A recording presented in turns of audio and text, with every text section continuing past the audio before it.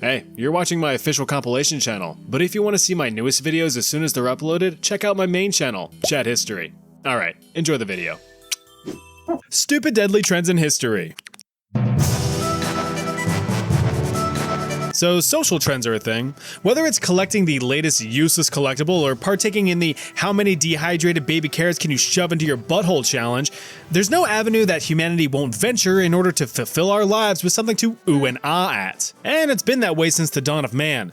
Take, for instance, flagpole sitting. It's exactly as boring as it sounds, but for the dopamine-deprived people of yore, this was the bee's knees. The practice of posteriors perpetually planted on pillars and poles was prevalent as far back as the 5th century. Back then, a bunch of Christian dudes called stylites would make it their mission to live atop tall pillars, with the term stylites deriving from the Greek stylos, quite literally meaning pillar or column. Now, this wasn't for social entertainment, but rather for the salvation of their soul. Perhaps history's most well-known stylite was Simeon the Stylite. He believed that by living all uncomfy and uncozy atop his tall little pillar palace in Syria, with minimal sustenance and constant exposure to the elements, he would essentially cast away his mortal self. All that remains would be his immortal soul, ready for a first-class ticket to the heavens beyond. Because I guess God loves watching his creations mercilessly punish themselves for good boy points. According to some historical sources, Simeon remained perched on his pillar for as long as 42 years until his death. A real commitment to the bit. Fast forward tens of billions of seconds into the future, and the practice of pole sitting made a comeback in the 1920s and 30s in the United States. Only this time, it was to draw a crowd. Like any trend, it all began with one person. This person, semi-professional stuntman Alvin Kelly. Reportedly the result of a friendly dare, Kelly's first publicized climb was in 1924, where he sat for several hours outside a department store in Philadelphia, Pennsylvania. Excuse me, what's with that guy up there? Buy a coat, buy some slacks, don't forget to buy a hat. He's no one. Welcome to the story, enjoy yourself. Hey, come on, get down from there. No, I'm not gonna ask again. Ooh, what are you gonna do? Come up here and make me? Yeah, that's what I thought. Hey, guess what? What? Kelly's successful marketing campaign actually bloomed into a career. He would use his questionable talent to promote things like movie premieres or sporting events, but eventually became the main spectacle himself, touring 28 cities across the country where people actually bought tickets to watch dudes sit atop a pole for hours on end. Do a flip. His personal best was a cheek-numbing 49 days in Atlantic City, New Jersey. All of this fame and attention paved the way for others to take up the trend, from amateur backyard enthusiasts like Little Lenny here to full-time professional pole sitters like your mom. But of course, nothing lasts forever. The fad began dying out when several people started to die off thanks to that great big depression that happened in the 1930s. It's hard to laugh at someone struggling and starving on a pole 200 feet in the air when you're struggling and starving at ground level. By its very nature, the stunt of pole sitting was extremely dangerous. You had to balance yourself properly through sleep deprivation, harsh weather, and lack of nutrition. One slip or overcorrection was enough to convert all of your potential energy into kinetic energy as you gave onlookers a direct demonstration of gravitational acceleration. Well, there he goes. There was at least one verifiable death directly related to the act. Granted, this was decades later in the 1970s. The unlucky fella who took the fall was 72-year-old professional poler Richard Blandy. Dear old Dick spent a record-breaking 125 days atop a pole in Stockholm, Sweden just 9 years prior, surviving mostly on whiskey and 3 packs of cigarettes a day, or as I like to call it, the stepdad special. Then things hit a wall for Richard, or in this case, the ground. In 1974, while finishing up a 4-day promotional sitting at Dixie Square Mall in Harvey, Illinois, a trailer accidentally reversed into his tower, causing it to collapse and Richard to plummet to his death. Remember, the higher the heights you reach, the longer the fall from the top. Despite the fancy-sounding name, you're probably familiar with this one. Venetian ceruse was a specific type of cosmetic concoction used throughout the 16th century in Europe. The main purpose of this product was to lighten the complexion of many a fine fella or fellette. It also served to cover up blemishes and give a refined, flawless look. Since most of my guys are drawn as white as a cheese and mayonnaise sandwich, we need to travel back in time. Believe it or not, the desire to appear pale as paste actually stretches as far back as 2000 BC with the ancient Egyptians. Well, the rich ones anyway. You see, getting all tanned and toned under the hot sun all day was a sign that you were a filthy, hard-working poor. Not wanting to look like they partook in any labor, Egyptian nobles slapped lead-based powder all over their faces to get that DoorDash enthusiast look. You know, the look of royalty. The desire for a paler complexion traveled across the Mediterranean into ancient Greek territory where, again, upper-class folks took it upon themselves to whiten their skin and cover up any skin imperfections. The trend continued on to influence ancient Rome and even ancient China, all of which stuck to the lead-based recipe. Jump into the futuristic years of the 16th century, and the beauty standard still remained, and that's about the time that Phoenician ceruse entered the fray. Perhaps one of the most notable historical figures that dabbled in the dust was Queen Elizabeth I of England. The exact cause of her death is debated, but historians speculate her kicking of the royal bucket to have been a severe blood infection brought on by heavy use of her lead-based Phoenician ceruse makeup. She not only used the powder to minimize any melanistic manifestations, but to cover up severe scarring from her smallpox. It also was just the fashion at the time. If you take a look at a lot of Renaissance paintings from the era, you're gonna see a lot of disturbingly white faces. It was the epitome of beauty. I mean, nowadays some people obsess over looking like dumbass balloon animals, so it's not all that outlandish. The most well-documented death directly from Venetian ceruse use was debatably beautiful babe Countess Maria Coventry. Her heavy use of the stuff caused her own skin to crack and peel, forming painful open sores that she just covered up with more makeup. She bit the dust in 1760 at the age of just 27. So what exactly was it made of and why was it so toxic? Well, first of all, it's lead. Lead's not good for you, especially not being plastered onto your skin for hours or days on end. But lead isn't even white, I hear you scream into your screen. But white lead is. This is white lead. See how white it is? Pretty freaking white. This is hydroceracite, a lead salt compound also called lead carbonate hydroxide. It's naturally occurring, usually found alongside the pure lead deposits, so some Venetian fellas in Venice decided to mine the stuff, mash it up, and mix it with water and vinegar to create a paste. It was found to have incredible drying properties, so it was actually first used in the 16th century as a medical product, being applied to icky, sticky, oozing open sores and wounds to suck up the juices. But then I guess someone got a little experimental and realized it could be a great cosmetic as well. Would you frig me? I'd frig me.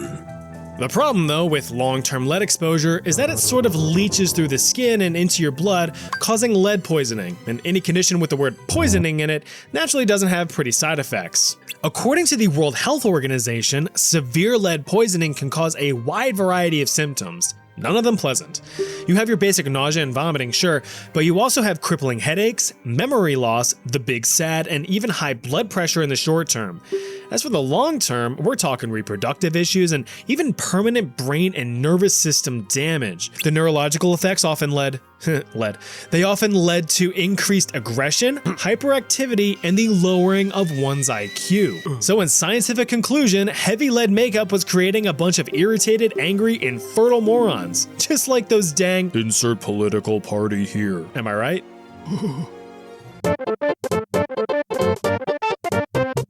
Humans have been nodding their noggins and tapping their toes ever since first discovering a beat. And the act of rocking out usually lasts for several songs, which is normal, but how would you feel about dancing for days on end? Well, it happened. Dance marathons were all the rage back in the 1920s in the United States, but Americans actually have the British to thank for that. In February of 1923, professional dance couple Ollie and Edgar took it upon themselves to cut a British rug for 7 hours straight. This was something that, historically speaking, had never really been done before, and it caught some national attention. But in true American fashion, the British were about to be one-upped. Alma Cummings, a New York dance instructor who became fascinated with the idea of testing human limits while revolutionizing human expression, set a blistering 27-hour dance record just 12 days after the Brits tried to be good at something. I mean, look at that, she put holes in her soles for God's sake. Something was happening within the United States in the 1920s. If you recall, the flagpole sitting craze was also hitting its stride at this point in time. Americans became obsessed with record-breaking feats of human physical endurance. so publicity stunts became the norm as normal humans tried pulling off superhuman endeavors. I'm gonna lift this car. So after Alma busted her move, the idea of endurance dancing began to take off. Within the next few weeks, her record had been broken 9 times across the country, so everyone was getting into the swing of things. It became a public spectacle, with promoters hosting dancing marathons as a form of entertainment. Pay a 25-cent fee, and you could just watch people shimmy shimmy shimmy to the break of dawn. Several dawns, actually. You see, it didn't take long for the craze to drop a ranked mode. Competitive dancing marathons saw couples boogieing for days on end to get a chance at solid cash prizes. Those prizes became even more valuable once the world entered the Great Depression in the 1930s.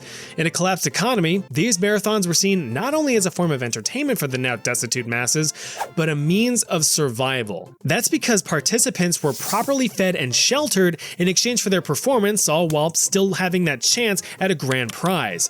These prizes could range from a couple hundred to a couple $1,000. Now, considering that the median income in the 1930s was roughly $1,000 a year, this was a big deal, so dancing devolved from entertainment to desperation. Competitors were allowed only short breaks in between numbers to catch their breaths, but they were still required to move and groove in some form, be it a tap of the foot or a nod of the head.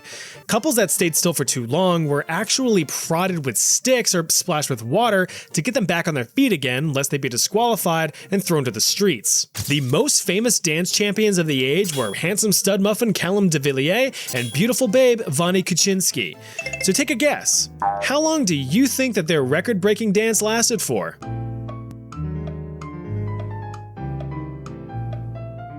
Time's up. The answer was a heel-evaporating 157 consecutive days.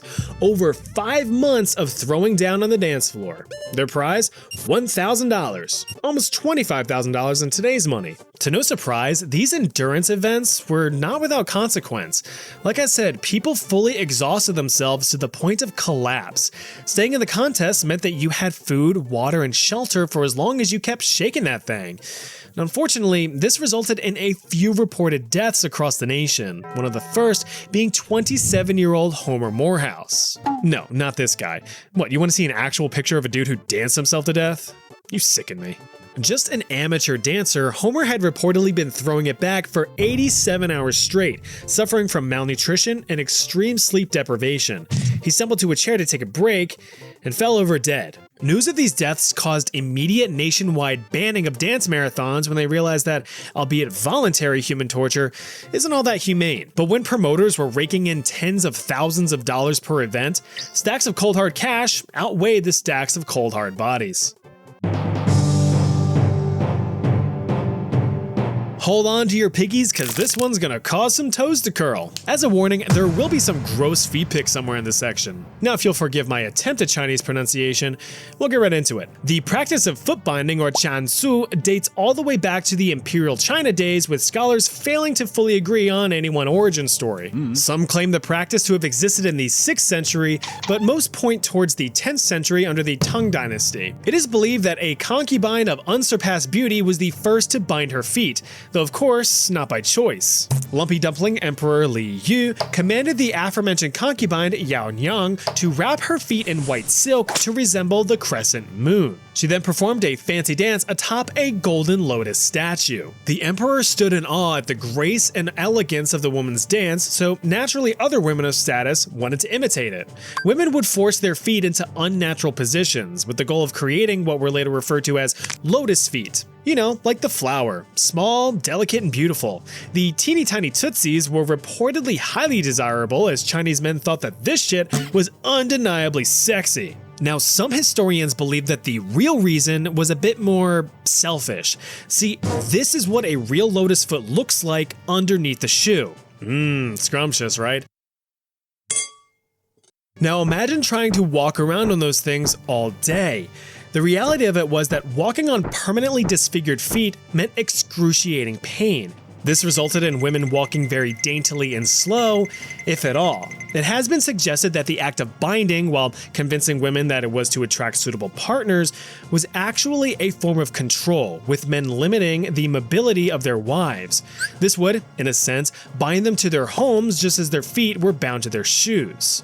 This forced these women into sedentary, boring lives with nothing more to do than menial labor such as weaving and tapestry to help with the household income. Alright, but just how crunched in were them things, you may be asking yourself? And the answer is pretty friggin' crunched. Ideally, the foot was to be no longer than 4 inches or 10 centimeters in length. Ironically, the whole process was no small feat. Over the course of several months or even years, the toes would be repeatedly broken and tightly tucked under the sole with the entire foot folded downward to achieve the desired effect. Unfortunately, it's a sad reality that innumerable Chinese women faced across the centuries.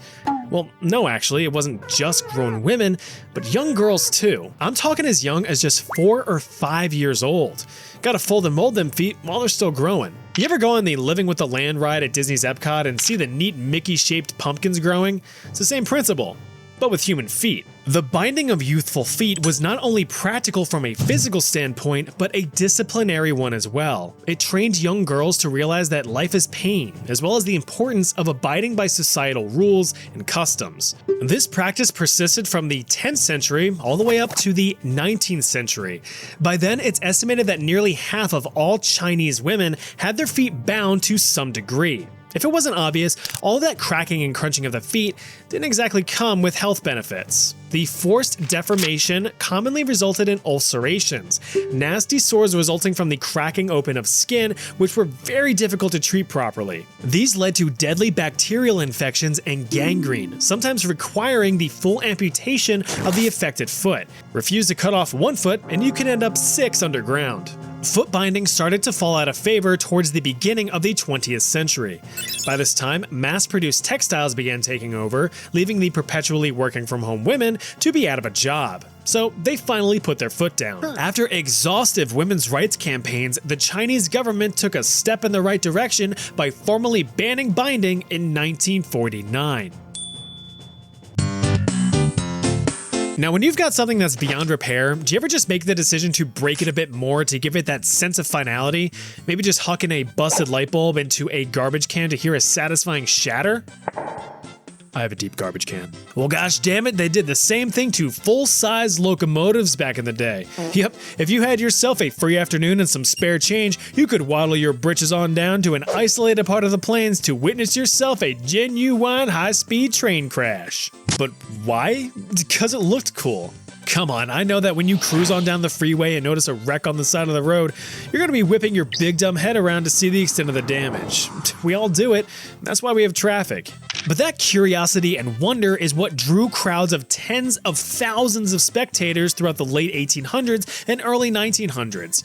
The premise was simple. Beginning in 1895, railroad organizers figured out a way to profit off of decommissioning their equipment. Train engines deemed obsolete either by being outdated or having otherwise unrepairable mechanical issues were placed on a long stretch of track facing each other. Onboard engineers would then set the locomotives full steam ahead before abandoning ship. Step on the gas! Allowing them to become a physical demonstration of physics. Spectators happily tossed a few of their hard-earned bucks to witness such a staged catastrophe. They were about as excited as a Second Amendment enthusiast experiencing his first home invasion. The problem, though, is that public safety measures at the time weren't much more than just standing back a ways while the trains did their thing. Nowadays, it's common for crowds to gather at scheduled demolition sites to watch tall buildings no longer be tall. But even at a bare minimum, safety nets are placed in front of the crowds to catch any rogue debris. Think about it, even a small stone zooming on through at hundreds of miles an hour can mean instant death. Well, that would have been a welcomed consideration in 1896. Just north of Waco, Texas, was the now infamous Crash at Crush, a staged train wreck that was more than what the crowd had bargained for. The planned crash was to occur at the town of Crush. Crash at Crush. Make sense now? The temporary town was built specifically for the event, with an expected crowd of 20,000 Texans. But thanks to effective advertising, 40,000 showed up, eagerly awaiting to see themselves a tasty train wreck. Now this should have been an omen that things weren't going to go as planned, but double the crowd meant double the doubloons and the pantaloons, so the event stuck to schedule. The two trains were put in place and sent on their way, topping out speeds at 50 miles an hour. The steam engines collided, as expected. But upon impact, the boilers violently exploded. Not as expected. The explosion launched shrapnel in every direction, which naturally included where the crowd was standing. Well, butter my buns and call me a biscuit. I don't think that was supposed to happen. You know what? I think you're right. In addition to dozens of Southern fellas sustaining some bumps and bruises from flying hunks of metal, at least 2 Texans unfortunately yeed their last haw. But surprisingly, the crowd didn't flee. Instead, they ran towards the wreckage to assess the damage and grab themselves a souvenir from the pile of twisted metal. After all, they did pay to see a wreck, so they were gonna get their money's worth. Despite the widespread report of the tragedy, the public didn't seem to care. In fact, these stunts only got more and more popular. Events kept chugging along well into the 1930s when the trend finally crashed and burned. So you really like serial killers, huh? Alright, well, here's some that you've probably never heard of. Ow. Now, when you think of the term serial killer, you probably wiggle your brain towards figures like Jack the Ripper, Ted Bundy, or even Jonathan Wayne Gacy. But everyone knows about those guys. History has a myriad of murderers that have remained out of the spotlight. After all, humans have been going at each other in silly squabbles since the dawn of man. I say, your cock is bigger than mine. How about you? Oh, you dumb bitch. But first, we have to ask ourselves, what exactly is a serial killer? Well, according to the FBI, the definition has shifted its criteria across the years, with differing requirements for the number of victims, motives, and all that jazz. But the current definition as it stands is someone who forces at least 3 people to cash in their life insurance policies in 3 separate times or locations, often with a cooling or premeditation period in between. So with that out of the way, our first creature that meets this criteria is one Ana de Pistoia, more well known as Baba Anyoika. She was a truly withering wicked witch back in the days of Yugoslavia, but before she was just a walking wrinkle, she was a babe in her heyday. Probably. But after an unfortunate encounter with an Austrian stud muffin who left her destitute, devastated, and diseased at the age of 20, young Anna became reclusive, finding solace in the study of medicine and chemistry. She became quickly consumed in the world of medical treatments, both conventional and homeopathic. But after years of preparing potions and lotions in solitude, Anna's father stepped in and offered some advice. Medicine good, but baby is better. Go make a baby. Many baby. And so, Anna was married off to a wealthy bachelor. A much older wealthy bachelor. But the old geezer was still able to please her, or at least achieve the biological functions required to put a baby in her belly. 11 times. But since their genetic material seemed to be made out of a wet tissue paper, 10 of the 11 children crossed over into the Shadow Realm before even reaching adulthood, with Anna's husband trailing behind shortly after. With those eventful 20 years of her life shrinking into the distance of her rearview mirror, Anna returned to her studies, setting up her own chemistry lab in her now inherited estate. She gained a reputation as a healer and herbalist in the local village, providing syrups, serums, and solutions to anyone in need. She could fix coughs and colds or mend bumps and bruises.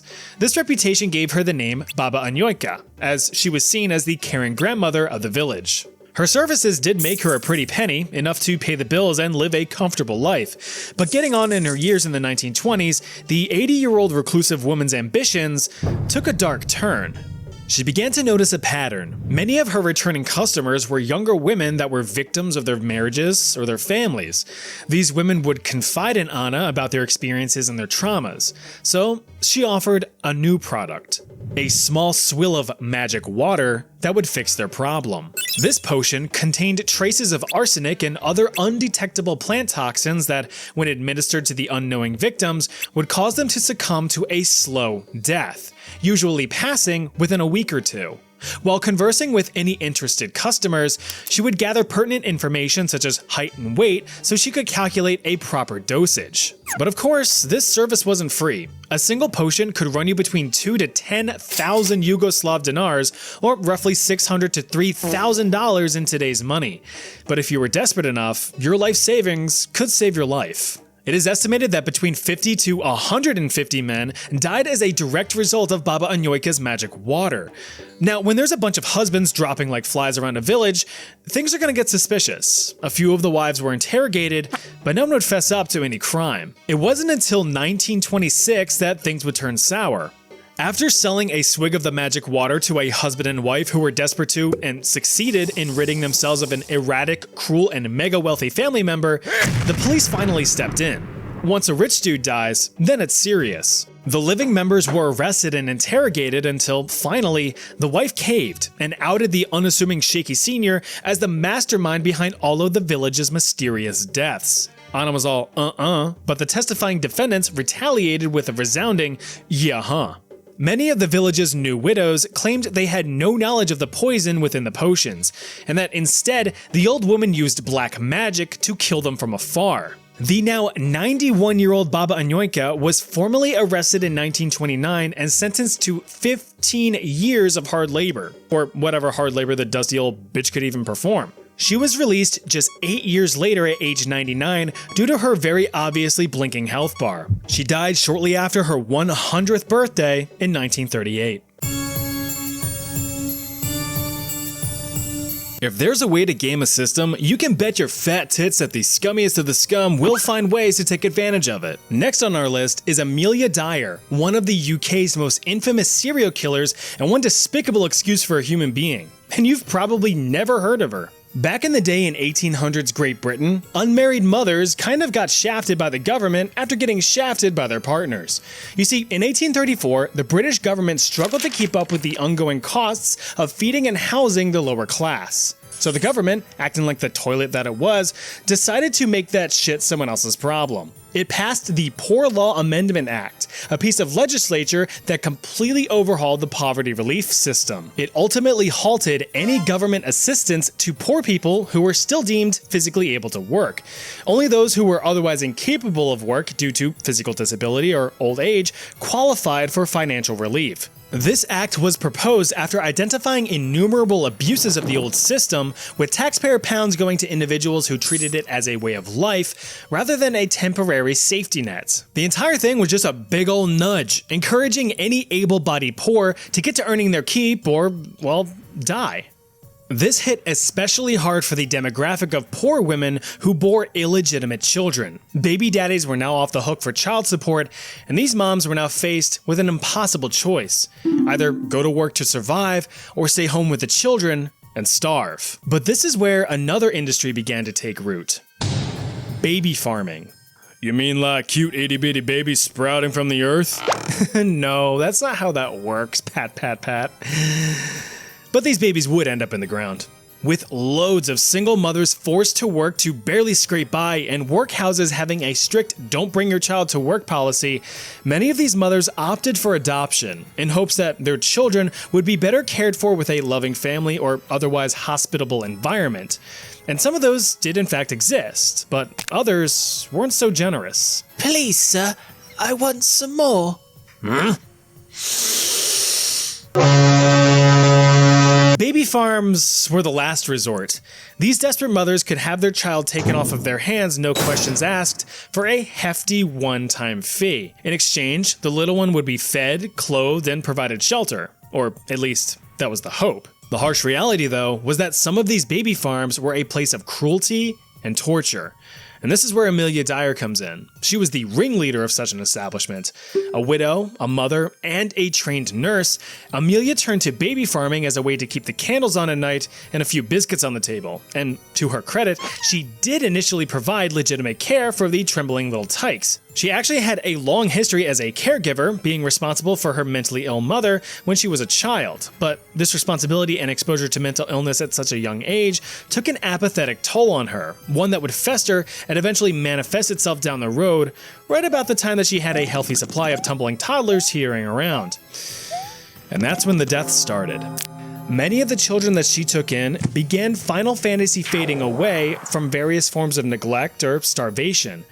But this was all part of the plan. One less child is one less mouth to feed and one less financial burden to bear. After all, the payment was already received, so anything after that is just opportunity cost. Beginning her baby farm in 1869, it took 10 years before anyone became suspicious of her shady business plan. Local doctors took notice to the alarming number of deaths under her care and decided to intervene. Dyer was charged with neglect and sentenced to just 6 months of hard labor, with any remaining children taken from her care. But that wouldn't stop her. Shortly after her release and a few spells in a mental facility, Amelia waddled off to Reading to start from scratch, and it wouldn't be long before she refilled her inventory of children. Only this time, things would be more deliberate and precise. She placed advertisements in the newspaper under a false name and narrative, claiming to be a loving couple who wanted nothing more than to provide a life of love and comfort to a child they could never bear.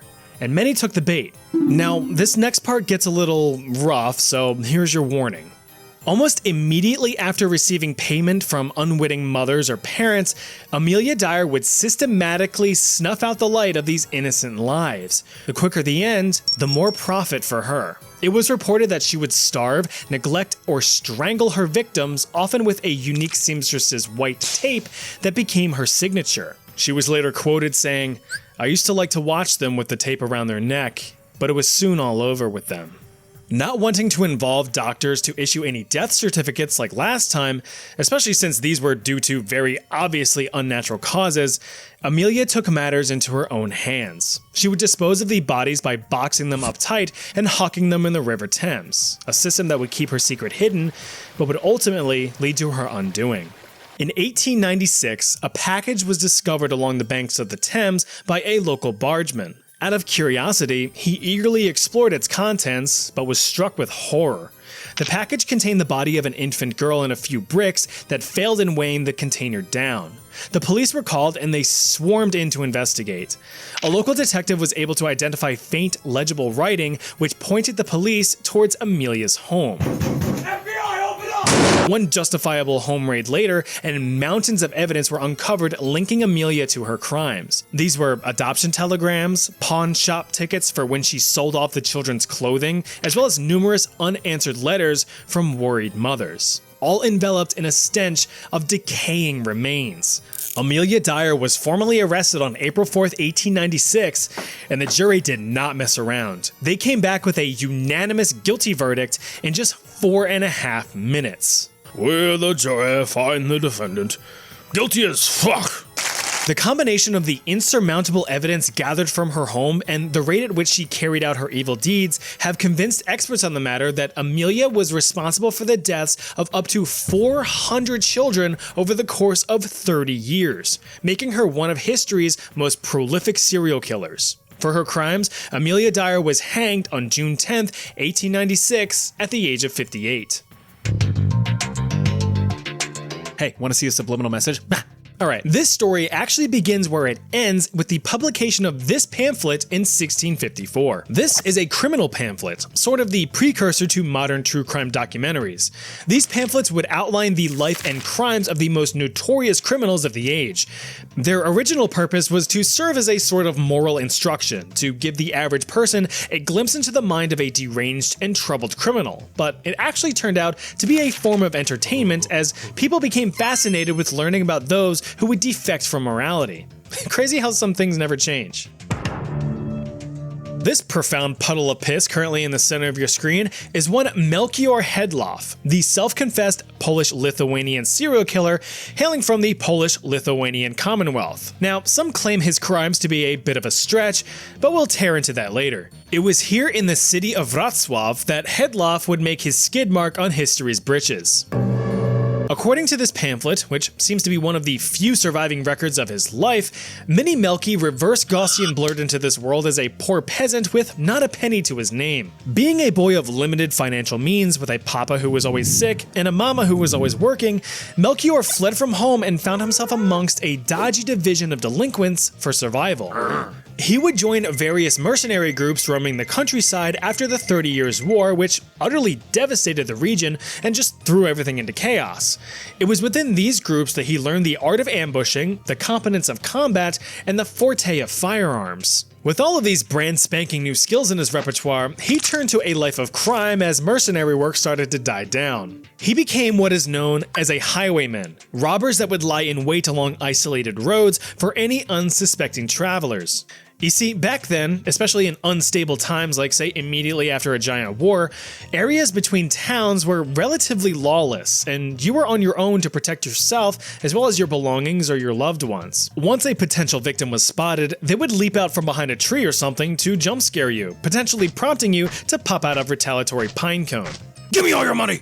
Oh my fucking god. You were actually considered lucky if El Loco Bandito took the time to threaten you for your belongings, because most robbers, like Melchior, were not so merciful. Instead, he would position himself behind cover and just stab travelers from a distance with a bullet, carving a notch in his rifle for each victim claimed. He would then loot the bodies and hide them away from the road to avoid any suspicion. This worked for a while to fill his pockets with coin and to slake his thirst for violence, but Hedloff soon entered one of the most dangerous states of mind for a serial killer: boredom. The thrill of just blasting people away and stealing their stuff soon became stale, and since variety is the spice of life, he decided to season the shit out of his future crimes. All of this hit an apex with his most infamous crime. According to this pamphlet, Hedloff had crossed paths with a young pregnant woman traveling the roads. Allured by the jingle-jangle of her coin purse, he offered to provide protection for the woman on her travels lest, some rapscallions decide to mug her and leave her for dead. She agreed.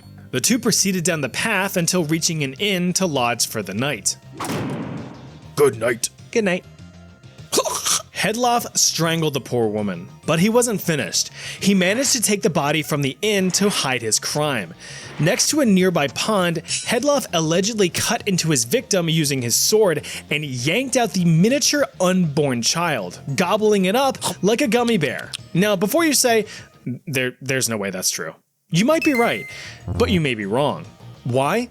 Because the details in Melchior's crime pamphlet came from Melchior himself, albeit through tortured confessions.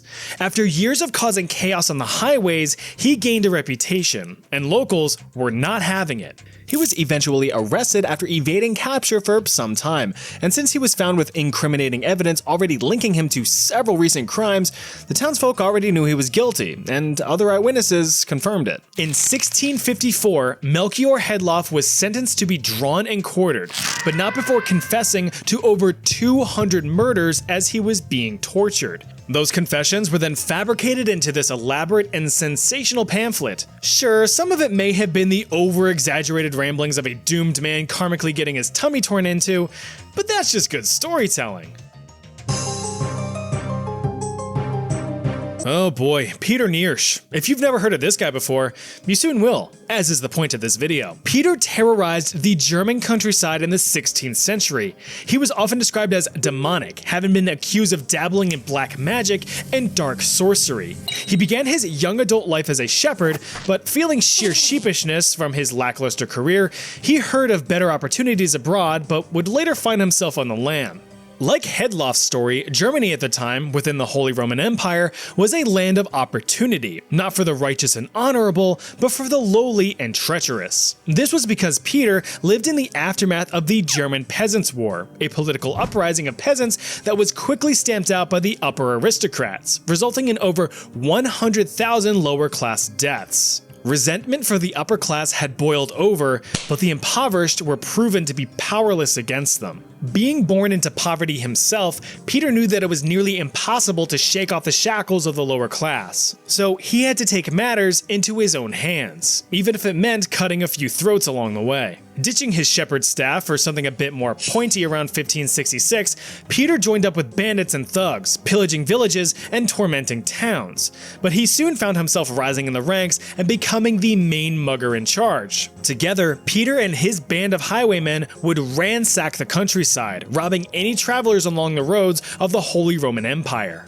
But he would soon get too carried away with his crimes. Peter, I think he's dead. You can stop stabbing now. Just let him go. But he... It wasn't until 11 years later in 1577 that Peter met with any sort of justice, but only momentarily. He was formally arrested, but managed to give the authorities the slip, fading into darkness once more. His reported crimes and evasiveness gave him quite the reputation. Remember that pamphlet from the last chapter? Well, Peter had his own, and it was much more fantastical. Although the tales contained many real aspects of his misdeeds, they were also vastly exaggerated, telling of Peter's deal with the devil, his diving into the depths of black magic, and even his supernatural ability to shapeshift into dark beasts. It was said that he harvested the hearts of unborn children to cast curses or make himself invisible. Although obviously outlandish, the true root of these claims could be rationalized. His shape-shifting and ability to become invisible is attributed to his incredible skills of disguise and evasiveness.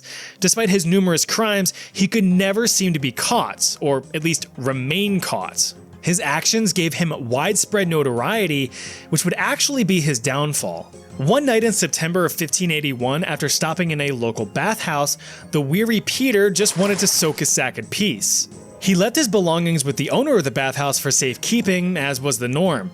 But Peter was unknowingly drawing attention, with some other patrons recognizing the man that was bathing his balls in bliss before them. Curious, a few men snuck over to Peter's traveling bag and opened it, as it was also said to contain his dark magic tools. But the men were soon horror-struck with what they found inside: several severed heads and multiple hearts.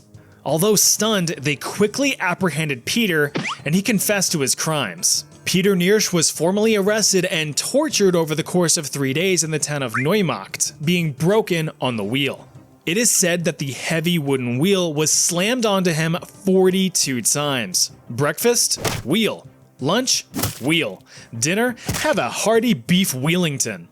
All of this bashing from the wheel basically rendered the man down to a battered blob, but he was somehow still alive. Don't worry, they had a solution. Peter was quartered.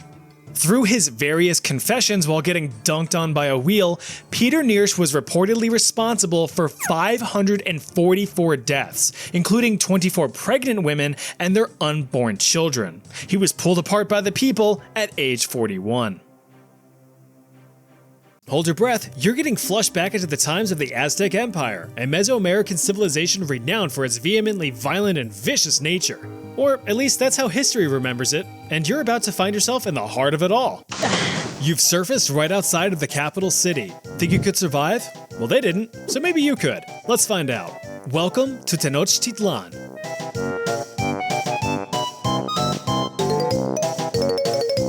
Located in what is now Mexico City, Tenochtitlan was once a sprawling metropolis and one of the most populated cities in the whole world, home to over 200,000 people. Now, despite what you may think, the Aztec Empire is actually not that old. This is the year 1519, the historical height of the empire. That is, until...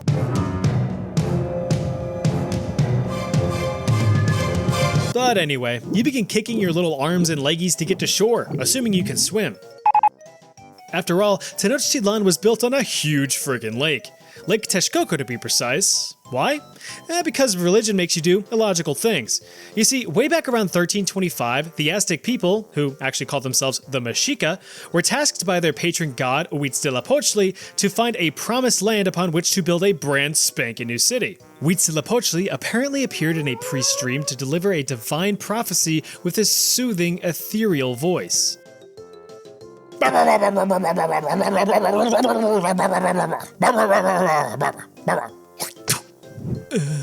After strenuous searching in the Mexico Valley, all while annoying the heck out of other indigenous groups, the weary wanderer's wayfare finally came to an end, on an island in the middle of a huge freaking lake. Since this was not prime real estate in the slightest, many of the surrounding Mesoamerican civilizations who already disliked the aggressive, violent, and invasive Mexica allowed them to stake their claim without protest, as building buildings on a lake was a fool's errand. Nonetheless, Tenochtitlan was built from the soggy ground up. Over the span of the next 100 years, the city had flourished into a central hub of trading, education, and innovation. At least for its inhabitants. You see, decade after decade, the Mexica terrorized the surrounding lands, embarking on brutal and bloody conquests.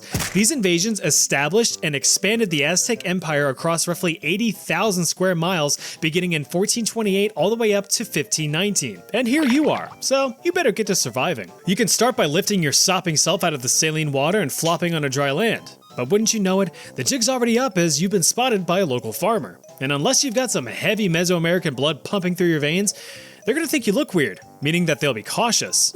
Sure, you could probably take out anyone in a 100-mile radius with a comedically timed sneeze, but you're not here to rewrite history. Just suffer through it. That being the case, you attempt to speak with the locals using your superb linguistics knowledge. Por favor, manténgase alejado de las puertas. No, you dingbat, they don't speak Spanish. Spanish aren't even here yet. Try something else. You ponder to yourself, scratching your long chin hair. Well, now what?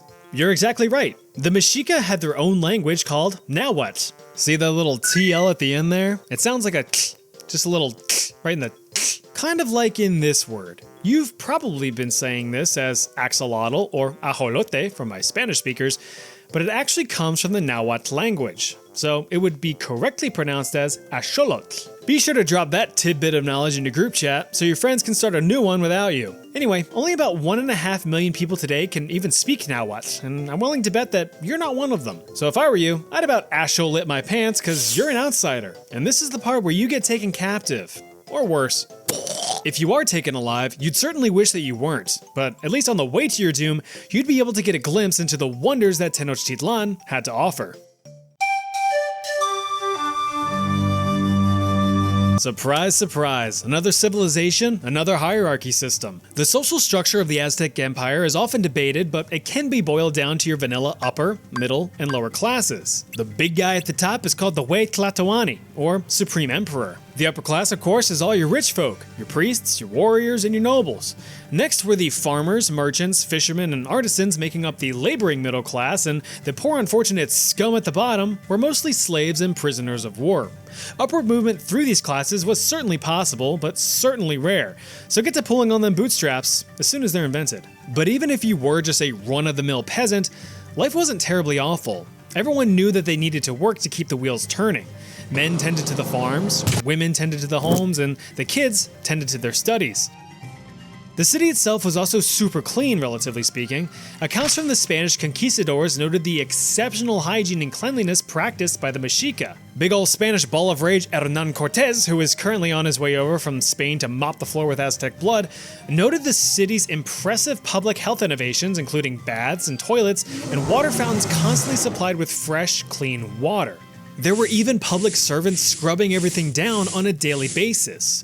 Waste was burned or recycled, and everyone's doo-doo feces fertilized the farms. That's good corn.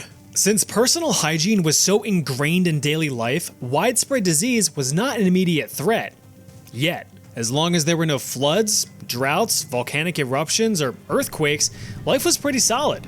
The invention of sustainable, fertile floating farms called chinampas meant that food supply was fairly reliable. The local diet mainly consisted of vegetables or fruits. There's plenty of beans, greens, potatoes, tomatoes, there's corn if you're torn, a fish if you wish, or dry out some turkey for a jerky dish.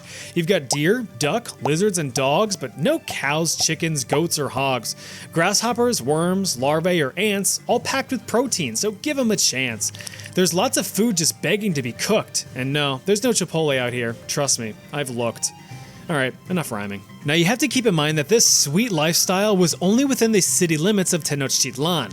The Aztec Empire itself was huge, and at its height in 1519, the entire empire ruled over 500 city-states and about 6 million people. While the Mexica were the head honchos around these parts, the empire as a whole was actually a triple alliance of 3 main cities: Tenochtitlan, Texcoco, and Tlacopan. But Tenochtitlan was the dominant power. Why? It's simple. Fear. The Mexica were terrifyingly brutal and militaristic. Tenochtitlan was the promised land, remember, so they're gonna fight tooth and nail to defend what the gods have declared to be their home. So let's talk military. If you're going to be the main powerhouse of an empire and want to keep that empire from crumbling, you'd best believe that you need people who know how to fight. Surprisingly, Tenochtitlan itself had no standing professional military, so every male needed to be ready for a call to arms at a moment's notice in the event that a neighboring city starts getting all sassy. All male citizens in Tenochtitlan, regardless of class status, were required to go through rigorous warrior training at the age of 15. Intense daily exercise drills, marching formations, and weapon masteries were always on the menu. If you wanted to stab someone from a comfortable distance, you could always launch some arrows or huck a javelin. Close quarters combats called for clubs, spears, or this monstrosity, the maquahuitl. This was a wooden paddle adorned with razor-sharp obsidian stones, capable of ripping flesh from bone in a single swing. Its clever design allowed for 2 modes of operation: cutting if they were bad, and spanking if they were naughty. Although certainly capable of inflicting a crap ton of pain, the purpose of these weapons was not to necessarily kill, but to incapacitate. You see, the Mexica actually preferred to capture enemy warriors alive, for reasons we'll cut into later. But perhaps one of the most effective weapons for the Mexica was intimidation. The Mexica wore extravagant, colorful clothing designed to represent ferocious animals such as eagles, jaguars, and serpents. Sometimes full-on animal skins were used too, so imagine getting charged up by a screaming, hulked-out maniac dressed head to toe in jaguar skin. You'd just about invert yourself into a scared little raisin. So while Tenochtitlan had no standing army, it could call upon tens of thousands of trained soldiers at the drop of a hat. As a consequence of being conquered, all city-states within the Aztec Empire were forced to pay tribute to the Mexica, allowing them to maintain the healthy and wealthy lifestyle that you see before you as you're paraded through the city as a filthy prisoner. Failure to pay tribute meant certain death, so these cities were quick to offer up the goods, but of course, they were not happy about it. But none of that concerns you. Instead, you've been sent to court for the crime of being a strange-looking weirdo. Now, this can go one of two ways. Captured prisoners in the Aztec Empire either faced slavery or were offered up as a heavy metal sacrifice to the gods, the latter of which being the highest honor. But let's start with... Believe it or not, being a slave under Aztec rule wasn't the worst because it wasn't really a system of oppression. Aztec slaves fell more into the category of indentured servitude instead of what we would think of as full-blown lifelong slavery. Slaves had basic rights, could marry freely, own land, and could even earn their freedom from their owners under the right conditions. I use the term owners here loosely, as they didn't outright own the person, just their labor. Owners were responsible for providing adequate food, shelter, and care for their slaves and were even forbidden from mistreating them. And funny enough, if you could prove before a court that your owner was being a real asshat, you could most likely earn your freedom. If your owner was being extra dickish with verbal or physical lashings, they might even end up a slave themselves. Mexica criminal punishments went from 0 to 100 real quick. Victims of your petty crimes would have you provide financial compensation or you being enslaved to them to work off the debt. If you did something more serious, prepare to be publicly strangled or beaten to death with a big old stick or some rocks. If you were a real bad boy, you'd be promoted to sacrifice, all of which are pretty effective crime deterrents. But not all slaves were criminals or prisoners. In fact, some were even volunteers. Yeah, some citizens chose to become slaves in order to work off a debt. After that debt had been paid, the contract was complete and both parties went about their merry way, satisfied with the transaction. Remember that physical labor is backbreaking, but debt is crippling. As for work, slaves were mainly assigned to complete domestic chores by their owners. Scrub the walls. Scrub the halls. Scrub my balls? Now, of course, sometimes the involuntary slaves, such as yourself, weren't as willing to participate in paying off their debt to society. Since slave owners were not permitted to sell their slaves without said slave's consent, they were in a bind. So it was time to return the favor using a wooden collar. Not only was this collar one of shame, but also inconvenience. Besides looking completely humiliating, it also had a tactical purpose. You see, there was this strange rule that if a slave was able to flee, exit the city, and, I shit you not, step on a human turd, they could request freedom before a court. Ugh, you didn't clean your foot, did you? I did not, but since slave owners knew this silly rule, any slaves who were flight risks were given the collar, reducing their mobility in large crowds and doorways. I just want to go inside. You can also choose to no longer become a slave by marrying or having babies with your owner. But then you're back to square one. Any slaves who continued to be troublemakers for their owners were given 3 warnings before being eligible to be sold as a sacrifice to the temples, should their owner permit. And he just did. Oh, sucks to be you right now. You're about to become a...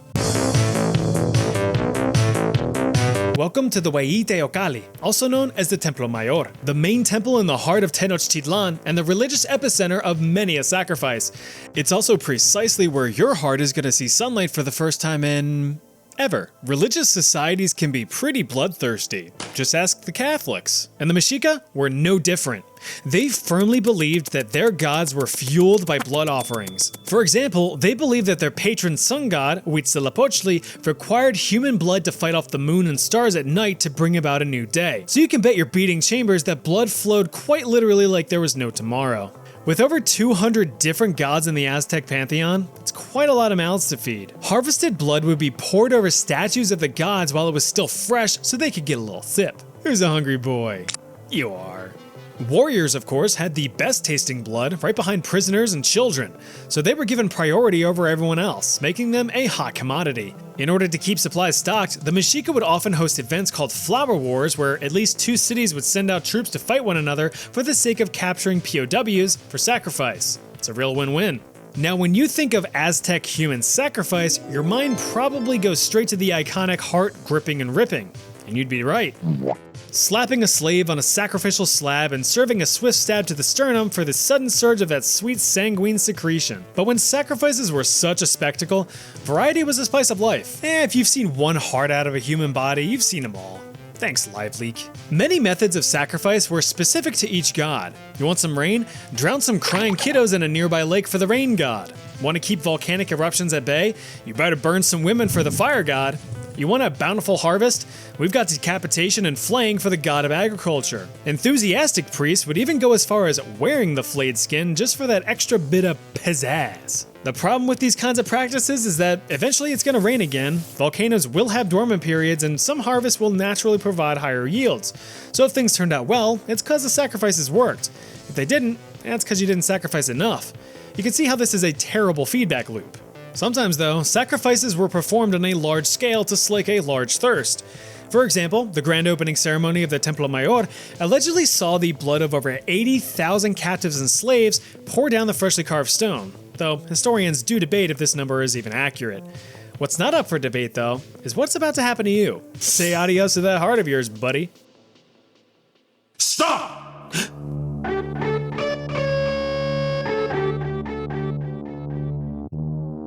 Cortez! Oh, am I glad to see you. Necesito ir the fuck home. Comprende?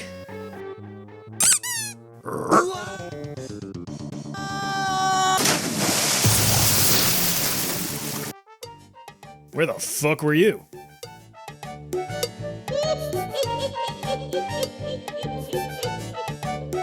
Before the 1900s or so, doctors were kind of just taking shots in the dark as to how to cure their patients. Have asthma? Eat a bunch of boiled carrots. Severe fever? Pray to your Lord and Savior at 2 p.m. on a Thursday.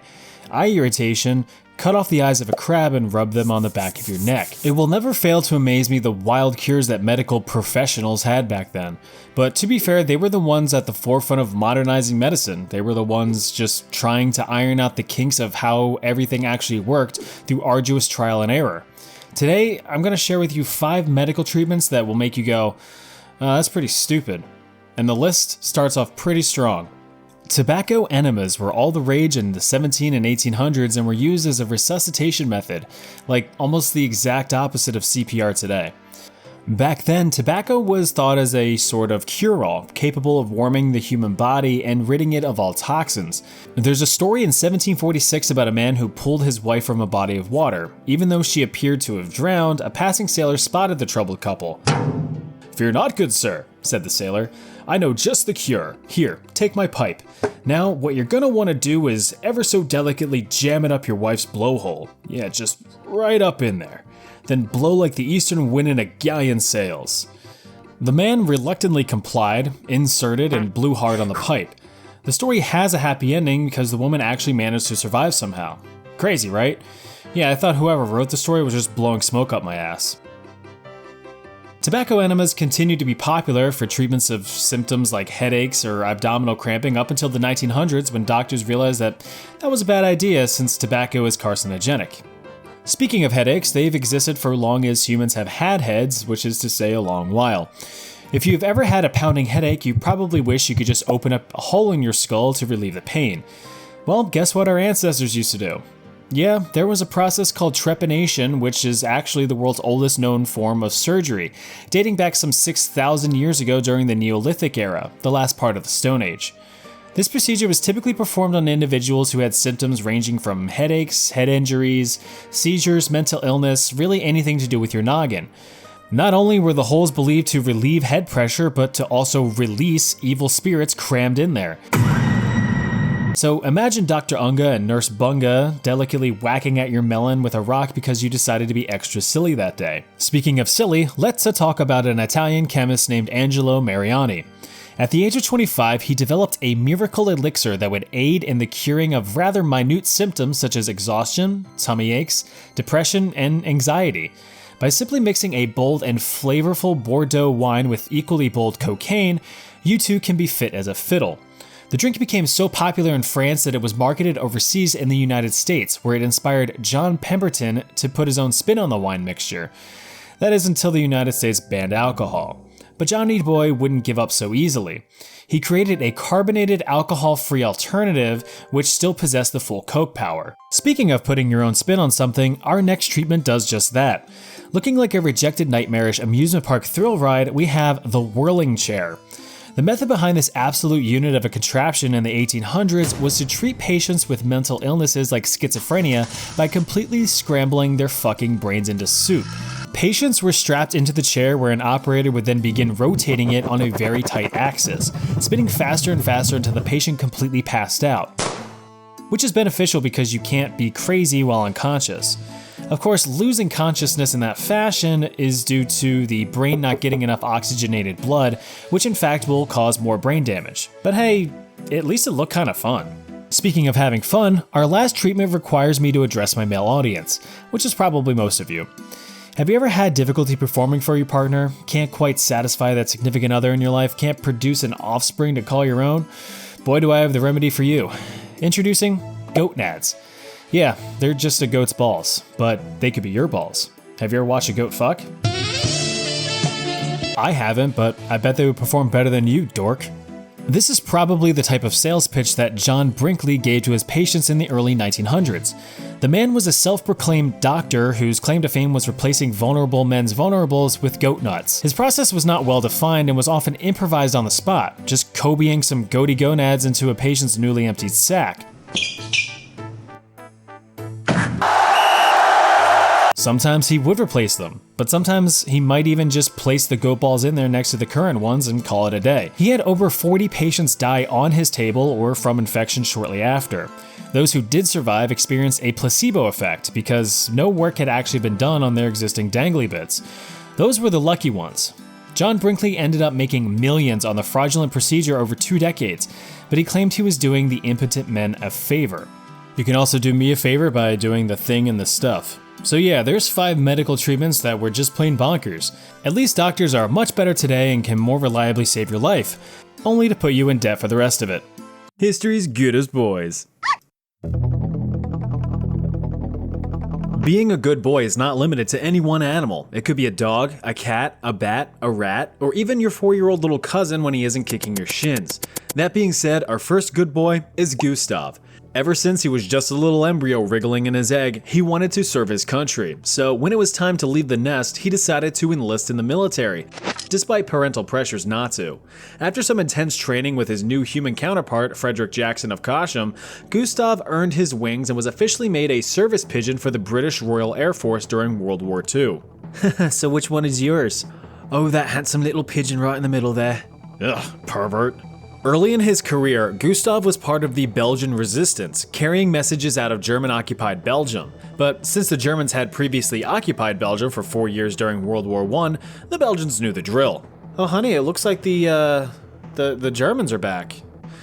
I'll go get the mallet. After a long, successful run of sending messages in and out of Belgium, Gustav would be assigned his most important role yet. On June 6, 1944, Gustav was aboard an Allied landing ship headed towards the beaches of Normandy. If you know your history, you're familiar with that date being D-Day, when Allied forces decided to penetrate a very German France. Unfortunately, our feathered friend was not well versed in combat, so he was tasked with delivering critical news back to the UK about the mission. Gustav held the message in his little footsie and took wing, 150 whole miles against a 30-mile-an-hour headwind. Bro was flapping. After just over 5 hours of continuous flight, the message was received, being the first official update on D-Day's mission status since the fleet went radio silent to avoid detection. For his service, Gustav was given a Dickin. Yeah, a Dickin Medal for his bravery, which is the animal equivalent of the British Victoria Cross or the US Medal of Honor. Gustav eventually retired from service and lived out the rest of his days with his best friend and former trainer, Fred Jackson. He went to the great nest in the sky as a war hero and an official good boy. By the end of the war, a total of 32 carrier pigeons were awarded a Dickin Medal. For instance, the comically but fashionably named William of Orange, who saved over 2,000 soldiers with a single message carried over 250 miles in just over 4 hours. 10 years after his retirement, he was reportedly a, quote, grandfather of many outstanding racing pigeons. Our next good boy was actually a good girl with a badass name. Meet Sergeant Reckless, a United States Mongolian warhorse during the Korean War. And no, that's not just a funny title like calling a rabbit Captain Puffers. Reckless actually held the rank of Staff Sergeant in the United States Marine Corps. This absolute tank of a warhorse was purchased in 1952 off of a stable boy in Seoul, South Korea for 250 smackers. Apparently, the young fragile boy needed money to buy an artificial leg for his apparently even more fragile sister. Always some kind of Disney Pixar tragic backstory, isn't it? Reckless was taken in by the United States Marine Corps and trained to be a pack horse for a regiment specializing in anti-tank armaments. Not surprisingly, the platoon took to her very quickly, and she was immediately one of the gang, allowed to roam freely amongst the camp and poke her head in around the tents. Do you mind? She was known to eat nearly anything that was available. Chocolate, eggs, beer, the Marines' treasured supply of delicious and nutritious crayons. She even once ate a small pile of poker chips, if you could believe that. Alright fellas, I'm all in. God damn it, I fold. Being a pack horse and all, Reckless's main duty was to carry supplies and ammunition to the battlefront, but she even managed to carry wounded off of the field to safety. And she was a pretty smart girl, learning her supply routes after only a few trips, unlike me who still uses the GPS to make sure I take the same exit that I've taken 50 times before. Recalculating. Idiot. But Reckless's claim to fame came in March of 1953 during the Battle for Outpost Vegas. In a single day, this heroic equine managed to make 51 resupply trips to the front lines solo. No handler needed. Across those trips, she totaled over 9,000 pounds of ammunition over 35 miles of travel. She is the definition of understanding the assignment. She did sustain 2 minor wounds in the battle, but was promoted to corporal shortly after the battle had ended, with another promotion to sergeant after the entire Korean War ended. For her services, she was awarded 2 Purple Hearts, a Marine Corps Good Conduct Medal, and was included in her unit's Presidential Unit Citations, among other military honors. Yeah, nothing could stop this anti-tank warhorse. Next up, Simon. Look at this handsome little man. Now, before you comment, no, this isn't Unsinkable Sam. This is Simon. How do I know? Well, his tag is for the HMS Amethyst, which is the ship that Simon served on, but I'll get to that in a bit. Just know that most of, if not all, stories of Unsinkable Sam mistakenly use Simon's picture instead, with his tag cropped out. It's quite the scandal, and I won't stand for it. Anyway, in 1948, on a cold Chinese morning in China, little Simon was doing cat things in a dockyard in Hong Kong. He was found by a 17-year-old naval seaman named George Hickenbottom, who was a crew member of the locally docked British frigate, the HMS Amethyst. But little Simon was not in such good condition. He was estimated to be about a year old at this point and was pretty malnourished. I'm going to keep you and love you forever. Meow. And so, Simon was smuggled onto the ship. However, due to small obvious signs of cat activity, Simon was almost immediately discovered, but was instantly adored by the crew. Because I mean, come on, how could you not? Look at him. It ended up being a solid deal as Simon would hunt rats aboard the vessel, providing him a reliable source of food and ridding the crew of pests. Everything seemed well and good on a mission up the Yangtze River until the incident. Halfway up the river, the Amethyst came under fire from a group of Chinese People's Liberation Army field guns. The little bastards were absolutely relentless. The round struck the captain's quarters where Simon was stationed. He sustained serious wounds but was rushed to the medical bay for treatment. His burns were tended to and shrapnel was removed, but he was not expected to survive. But you should never doubt Simon. The fearless little feline ended up making a full recovery and went straight back to work because them rats got too comfy with him being out of commission for a bit. Simon's KC skyrocketed, along with the crew's morale. Mate's the captain, he's fucking dead. Don't ruin this for us. After the incident, Simon became an instant celebrity, gaining publicity all over the world. For his services, he was granted the Dickon Medal, a Blue Cross Medal, and the Amethyst Campaign Medal. He was even given the rank of Able Sea Cat for his exceptional rat hunting abilities. Little Simon was a huge star. When he was finally able to move to his new home in England, Simon was required to be placed in quarantine per regulations. It was here that Simon tragically contracted a virus and was granted 50% opacity on November 28, 1949 at just 2 years of age. The entire Amethyst crew and hundreds of other adoring fans attended his funeral in the Ilford Animal Cemetery in East London, where he loafs bonily to this day. Moving on, we have this prestigious primate right here, Corporal Jackie the Baboon. His story begins in the 1910s in South Africa when he was found roaming around a farm. The owner, Albert Marr, took Jackie in as a pet because why not have a pet baboon? Over the next few years, the two grew close and were like family, but of course, the world decided to slam a wedge into the family as well as millions of other families around the globe when World War I broke out.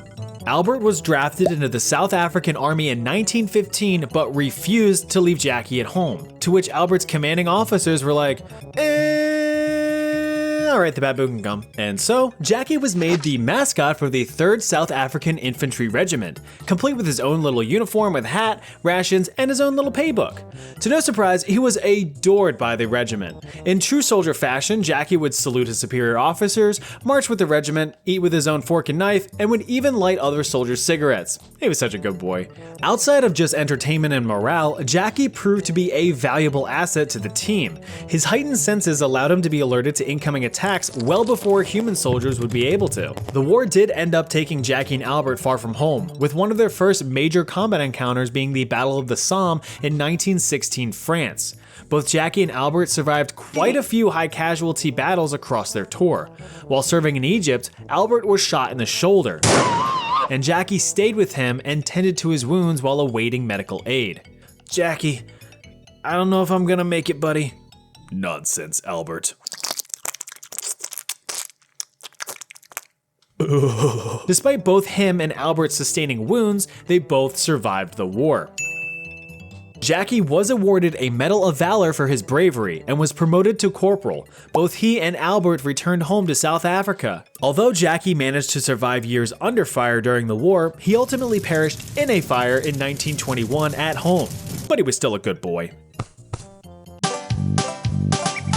Now, unless you're a Hollywood elite, you don't often want to become friends with a natural predator. But the Polish military had a different idea in 1942 during a little-known event called World War II. A Syrian brown bear cub was adopted and given to the 22nd Artillery Supply Company of the Polish military. The troops instantly loved the bear because what else was there to do? They ended up naming him Wojciech, which loosely translates to Happy Warrior because he was a happy boy indeed.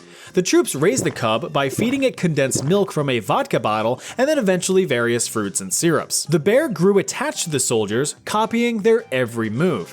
When the soldiers slept, he slept. When it was time for a nice morning coffee and cigarette, Wojciech would drink coffee and eat a cigarette. When being saluted, Wojciech would salute back. He was an ideal and loyal companion, despite being a giant fucking bear. After the company was assigned to fight alongside the British during the Italian campaign, the British displayed their signature racism against bears, forbidding Wojciech from being transported with the troops since he wasn't a soldier.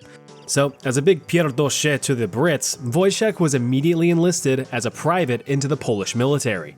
Oh, so you can have pigeons but you draw the line at bears? Whatever. Now officially being part of the 22nd Artillery Supply Company, his main job was to transport crates of ammunition to troops, which he was very successful at doing. He would lift large crates of artillery shells onto trucks, a job that normally required the strength of 4 men. It was noted that he never dropped a single crate, lest he obliterate his entire fan base and you wouldn't be hearing much about him today, other than that one idiot bear who dropped a bomb and killed everyone. For his work, he was promoted to corporal and became the official symbol of the 22nd Artillery Supply Company. Once World War II peacefully concluded, Wojciech spent the rest of his days in the Edinburgh Zoo in Scotland, where he would be frequently visited by his military pals. Adoring fans would often toss cigarettes for Wojciech to munch on as a treat. He kicked the honeypot 16 years later at the age of 21. At ease, soldier. Although he never received any medals for his service, Wojciech was beloved by many across Europe and is immortalized with several statues across Poland, the UK, and even Italy. Evil queens and their evil schemes. Well, that's a stretch. When you come across big bad figures in history, you might wonder if their infamous traits get passed on to their children. In the case of Mary Tudor, daughter of certified neckbeard King Henry VIII, the apple didn't fall far from the royal tree, but not for the reasons you may expect. Little Mary was born in 1516 and was actually the fifth child of King Henry and Queen Catherine of Aragon, but the only one to survive past infancy because babies are fragile. Henry loved his daughter and provided her with a healthy education in music and language with a strong Catholic upbringing. But the problem with his daughter was that she wasn't a son, so she wasn't seen as a suitable heir to the throne of England. Mary, what do you want to be when you grow up? Queen of all England. No. With that being the case, Henry VIII sought to sow more seeds and give the law of large numbers another go. After all, he needs a baby boy to slam on the throne and bear the crown. To do that, he sought to divorce the now barren Catherine for a wife that was a bit more fruitful. Henry then lumbered down to present his case to the manager of the Catholic Church, the Pope. "No way, Henry, them's against the rules," said the Pope. But Henry argued, I'm the king, I'm the one with Absolute power. and annulled the marriage anyway. That little act of defiance was a precursor to the English Reformation, which toned down the Pope's authority within the Catholic Church. Instead, Henry made his own church, the Church of England, and put himself in charge, and he was all, nice. He then got himself a brand new womb on legs, Anne Boleyn, who blessed them with a daughter in 1533. Great, another one. When he divorced Catherine and started slop-flopping with Anne, Henry illegitimized Mary's claim to the throne and stripped her of her royal titles. From that day forward, a seed of resentment and hatred within Mary took root that would continue to grow for years to come. Eventually, Henry got his heir. Little Edward VI spawned into the world in October 1537, but had connection issues and lagged out in 1553 at the age of 15, a short 6 years after Daddy Henry himself expired. Blech. With no other heirs, there was really only one person who could take the throne, Lady Jane Grey, King Henry VIII's great niece. But Mary was royally ticked off, being all... After gathering a gaggle of supporters, Mary had Lady Jane's 16-year-old dome lobbed off and took the throne. Now in power, Mary's main goal was to re-establish Catholicism as the one true religion within England, since evil Papa Henry played a part in the Protestant Reformation, which diminished Catholic support. To help with that, she went and married Catholic fanatic Philip II of Spain, which was in the middle of the highly unexpected Spanish Inquisition at the time. She also reinstated heresy laws and began her purge of heretics within England. Basically, if you weren't or didn't want to be Catholic, then you could just get out. But Protestants protested her authority. No, it's just one word. Oh, that makes much more sense. With some light pushing and heavy shoving from her new husband, Mary decided to fight fire, with actual fire, by burning people. From 1555 to 1558, Mary had almost 300 people burned at the stake for heresy, truly believing that it was the only way to cleanse England of blasphemous false religions. To her, it was a God-given mission to rid the world of these heretics, and the people of England would realize in time that it was for the greater good. But the only thing that they realized was that she was a few sandwiches short of a picnic. Her scorched earth approach tanked her political approval rating and tarnished the image of Catholicism. She ultimately got down with the sickness in 1558 at the age of 42. Because of her violent antics, Queen Mary I of England is forever remembered in history as Bloody Mary, which is also a pretty disgusting drink. If you want your shot at claiming a throne, you're gonna have to start cracking skulls. Which is what Empress Wu Zetian would eventually do. Empress Wu officially ruled over the Second Zhou dynasty in China from the year 690 to 705. She was known for having extremely high intelligence, strong political competence, and superior ambition. But history overshadowed her strengths with a reputation as one of the cruelest rulers in China's history. Though of course it has to be said that many of the individuals who wrote about her actions weren't exactly huge fans of being politically cucked by a woman. So perhaps some of the stories of her evil deeds are a bit exaggerated? Maybe. But maybe not. Born into a wealthy family with a loving and supportive father, Wu was granted a first-rate education in writing, politics, and music, a privilege not afforded to most women. In her spare time, she favored heavy reading in politics and boring government stuff, which made her more than capable of holding a position in political power. if she was a guy. But opportunity would soon come a-knockin'. At just 14 years old, tales of Wu's intelligence and beauty made it to the imperial palace, and she was formally summoned to become an imperial concubine under Emperor Taizong. This basically meant that she was now one of the emperor's glorified slam pieces, but Wu knew that she was destined for greater things. Every journey starts with the first step, after all. The main duty of a concubine was to convert these into these. But Wu never did that. Instead, she would often find ways to openly discuss political affairs with the emperor, something that was certainly frowned upon for someone in her position. The emperor eventually went forever sleepy-eyed, and his heir, Gaozhong, took the throne. As a side note, when an emperor died, any assigned concubines that produced no children were sent to become Buddhist priestesses, which is what happened to Wu. But Gaozhong summoned Wu back to the palace. This led to the belief that the two had a history of doing a little woohoo. Who? Wu. Not you. Now in the proud position of top-ranking concubine, it was time to climb higher. Her target? The Empress herself. Gaozhong's primary wife, Empress Wang, was a bit barren in the bush, and thus wasn't so good at the baby making. So Wu showed her a neat party trick and shot out 4 boys and a daughter, an act that gained strong favor with the emperor. Even Empress Wang herself adored the children, especially the newborn daughter. Oh, how cute is she? I know, right?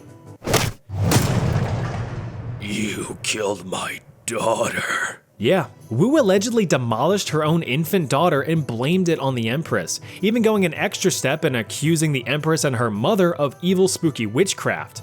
And you know what? Gaozhong believed it. So Wang is demoted, and Wu is made Empress, and immediately has Wang whacked for good measure. But this wasn't a normal execution. According to some sources, Wu had the ex-empress's limbs cut off and her remains placed in a vat of wine. And here, sir, is our house specialty. I can already tell that this is gonna have a nice body to it. Gaozhong continued his rule for several years, but historians believe that Wu was pulling most of the strings, strengthening ally relations and executing or banishing political rivals behind the scenes. While Gaozhong then kicked the bucket in 683. With plenty of eligible sons, surely a new emperor was around the corner. Except, no. Apparently, there are allegations that Wu had banished many of the princes and even had the crown prince poisoned. While she did have 2 sons serve as emperors, she remained the puppet master, just like with Gaozhong. But in 690, sole power was given to Wu, and she was now the Empress Regent, holy and divine ruler of all China. Now in power, the only way anyone could take it from her would be from her cold, dead, wrinkly hands. Across the years, many rebels and rivals took that challenge, lashing out in attempts to usurp her throne, but none were successful. She even exiled one of her own sons after his wife spoke out against her. Any and all rebels were quickly eradicated. Despite her aggressive and manipulative climb to power, Empress Wu actually ruled very peacefully. She strengthened many relationships with allies, progressed gender equality, and eased taxes on peasants, allowing agriculture to flourish. Because of her constant vigilance against enemies, China experienced very few military engagements during her reign. So yeah, since she had a pretty good run as Empress, it wouldn't surprise me if tales of her wrongdoings weren't completely fabricated or at least overly exaggerated as a way to sway public opinion. The Empress fell ill in 705 and was forced to give up the throne to her son. She died shortly after.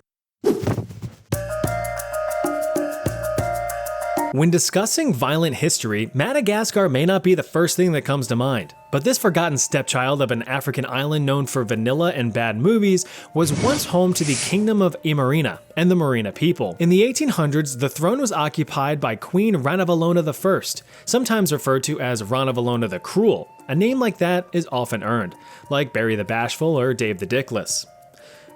With her reign saturated in the blood of her own subjects as well as foreigners, it's easy to understand why she earned her reputation as a merciless and brutal monarch. It all started way back with humble beginnings. Little Rana was actually born a poor peasant girl with an equally poor peasant family.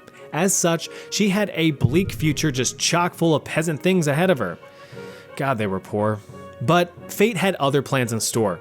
Rana's destitute dad had casually stumbled upon a plot to assassinate the king at the time, and quickly warned him of the impending doom. After narrowly avoiding a classic comedy death, the grateful king demonstrated his gratitude by adopting Rana into the royal family and marrying her off to the prince. Now, Rana is royalty. Sweet deal, cause it could have just as easily been like, "Your Majesty, I just found these plans to have you assassinated." Good work, little peasant man. I would pat you on the head, but you're just too dirty. Also, I have to kill you as a safety precaution. Oh, you understand. Nice guy. Oh yeah, real nice guy. Fast forward a bit, the king eventually dies, Rana's hubby Prince becomes king, he dies, and then in 1828, the now 50-year-old Rana seizes the palace for herself, murdering any and all royal family members so that no one can even think of contesting her newfound power. Sure, she's powerful and all, but can she make your subscribe button glow?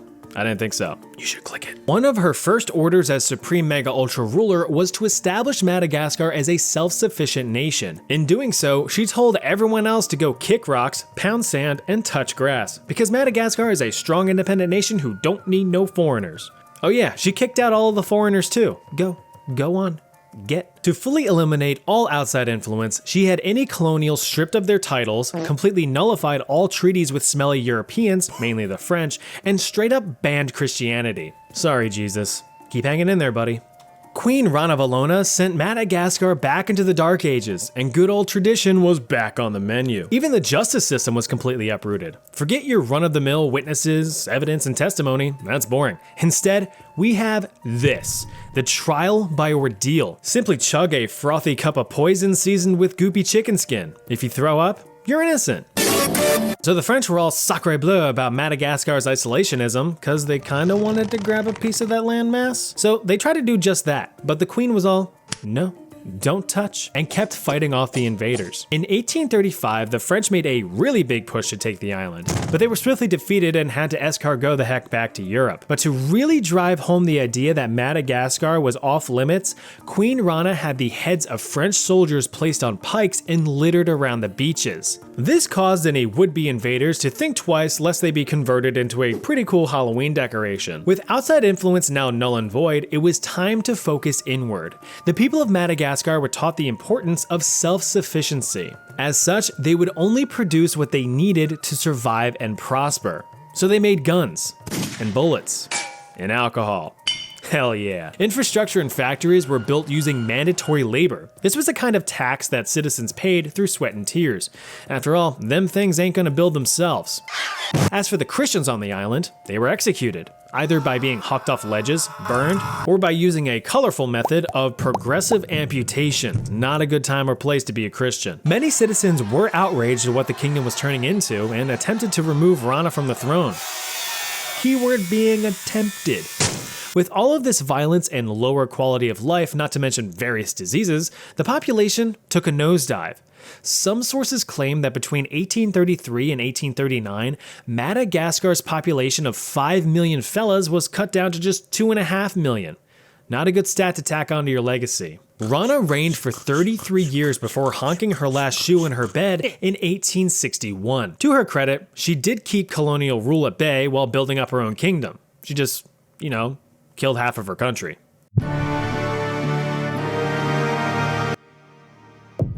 Yes, I know Elizabeth Bathory wasn't a queen. She was a countess, but her story more than makes up for it. So, as I said, Elizabeth Bathory was a countess in 16th century Hungary with quite the dark side to her. She is arguably one of the most prolific serial killers in all of known history. Horrific to many, wifey material to some. Now, I'll acknowledge that some scholars believe these accusations to be completely fabricated and merely a smear campaign against her image, but we like to have fun here. So, little Lizzie was born into a rich and powerful family and forcibly engaged this geometric anomaly of a human, Count Ferenc Nadasdy, at just 11 years old. Don't worry, he was 16. This move was one concocted by both of their families as a way to combine each other's wealth and influence, and it worked. However, being all rich and powerful meant that you didn't really have much to do but sit around and be rich. So sometimes you gotta numb that perpetual emptiness with a little bit of purpose. When we fast forward to 1602, rumors began to circulate amongst the Hungarian population about the Countess's brand new hobby, murdering children. You see, Elizabeth Bathory was accused of torturing and killing hundreds of innocent, wide-eyed, rosy-cheeked girls with the help of her 4 servants. But why, you ask? Some believe that she harvested the young girl's blood for eternal youth, bathing in it as a nightly ritual, like some kind of Hollywood elite. But there is zero solid evidence even remotely hinting that she ever really did this. In fact, those rumors didn't circulate until 100 years after her death. Others believe that she just liked doing it for the thrill of it, which is much more plausible. Messed up, but plausible. Her early victims were mainly adolescent peasant girls. With the help of her 4 servants, whose names look like they belong in an NHL hockey team, Elizabeth carried out the gruesome murders. I mean, these were nasty, so here's your warning. Victims were commonly beaten to death to the point of their bodies bursting open, with one particular victim struck over 500 times. Others were reportedly pricked with needles and stabbed all over their bodies. In the winter, some girls were dunked in a nearby creek on cold, chilly nights and left to freeze. In the summer, others were covered in honey and left to be a feast for the flies. Elizabeth herself enjoyed putting red-hot metal rods on or in her victims. In 1609, Elizabeth opened up a boarding school for young girls of noble birth. Dozens of girls entered this school, but none were ever seen again. And this was the tipping point. You see, no one really bats an eye when peasants disappear, but when it's rich girls? No. That changes things. And now more people got involved, all the way up to the Hungarian king, who ordered a formal investigation. After a year of gathering hundreds of potential witnesses who claimed to have seen Elizabeth and the gang disposing of corpses, they were all properly arrested in 1610. Afterward, the accomplices testified separately, providing known body counts and horrific details of the deeds, even cross-confirming each other's stories. Because of this, historians believe that their testimonies are true recollections of the horror. Elizabeth is often pinned with the body count of over 600 victims. But that's just crazy. In reality, historians believe the real number to be much lower, probably only around 300. Oh, that's still a lot. All 5 were tried and convicted, with only 3 of the 4 accomplices being executed. Elizabeth avoided the death penalty, but was ultimately imprisoned within her very own dungeon, with limited contact to others for the rest of her life. A life that lasted only 4 more years. History's deadliest snipers. Oh, my mug. If there was ever a true patriot that answered his country's call of duty, it would have to be this 5'3" snow cone of glee. This is Simo Hauha. But don't let that smile fool you. It was the last thing hundreds of Soviet soldiers would see before being no-scoped out of life's lobby. If they ever even caught a glimpse of him, that is. Born as a Finnish farmer baby on a farm in Finland in 1905, Simo's childhood consisted mainly of helping out the daily farm chores like tilling soil, harvesting crops, petting a cow or 2, and most notably, hunting game. A skill which he started to develop a real knack for. At age 17, Simo volunteered to join Finland's Civil Guard. During his volunteer work, the rather reclusive Simo stood out amongst his peers with his innate ability to handle a rifle. There's never a more iconic duo than reclusive children and firearms. Simo repeatedly outgunned his colleagues in tons of competitions, performing feats that would make you go, he's pretty good. One such feat was sniping a small target 6 times in a minute, 150 meters away, with a bolt-action rifle. For my American audience, it's like sniping a Happy Meal 6 times across 1.5 football fields in under a minute with no fancy scopes. This shit made the Finns go absolutely bonkers, but this would pale in comparison to what Simo would accomplish down the road. Fast forward to 1939. The Russian Empire, now identifying as the Soviet Union, decides to bomb themselves right on the Finnish-Soviet border. Why, you ask? To start a war, of course. The Winter War. The Soviets wanted some of that Finland, so with a few Reds dead, it was time for redemption. The Soviet Union framed Finland for the bombing, which, my dearest viewer, is called a false flag operation. Want to start a war but don't feel like being viewed as the instigator? Simply attack your own people and convince everyone that it was someone else. Problem solved. But the ill-prepared Soviets would soon regret their actions. See, Soviet Supreme Leader fella Joseph Stalin was a bit of a paranoid Peter. He had Control-Alt-Deleted almost all of his smartest and most competent military strategists and leaders during the Great Purge, just to make sure that they wouldn't try to figuratively, or literally, backstab him. The result? A completely incompetent Red Army showing up in the snowy white Finnish fields wearing dark brown uniforms. This meant that the enemy were easy pickings for old Slick Simo. So, clad in his iconic white camouflage and equipped with his trusty M28-30 Mosin Nagant and Suomi KP-31 submachine gun, Simo Hauha would spend the next 98 days racking up 542 confirmed kills, earning the moniker the White Death. A name that evoked inspiration for the Finnish and terror for the Soviets. Quick side note, confirmed kills require another person to confirm them. Basically they're saying, yep, they killed that guy. I saw it happen. It's just a way to prevent egotistical snipers from claiming that they killed thousands when they were in fact just sitting there with their dicks in their hands. Anyway, Simo absolutely terrorized the Soviet forces. Having set up multiple vantage points in front of and behind enemy lines, he avoided major detection for months. Simo would enter a nest at dawn, packing down the snow and pouring water over it, giving it the proper nutrients to grow into big, strong ice. This not only stabilized his rifle, but prevented any kick-up when popping shots, which is usually a dead giveaway for a sniper's position. He even munched on snow to mask his own breath trails. When taking aim, Simo relied solely on his iron sights, not as a flex, but for tactical reasons. For one, he wasn't well trained in using scopes, so he stuck with what he knew best. He also knew that using a scope required you to raise your head ever so slightly to look into the scope properly. Those extra inches of dome exposure could mean life or death. Not to mention the fact that scopes fog up in the winter and also like to reflect sunlight, creating a glint off of the glass like a giant neon billboard saying, "Look over here, I'm a fucking sniper." It wasn't until March 6, 1940 that Simo would feel the searing hot pain of his own mortality hit him right in the face.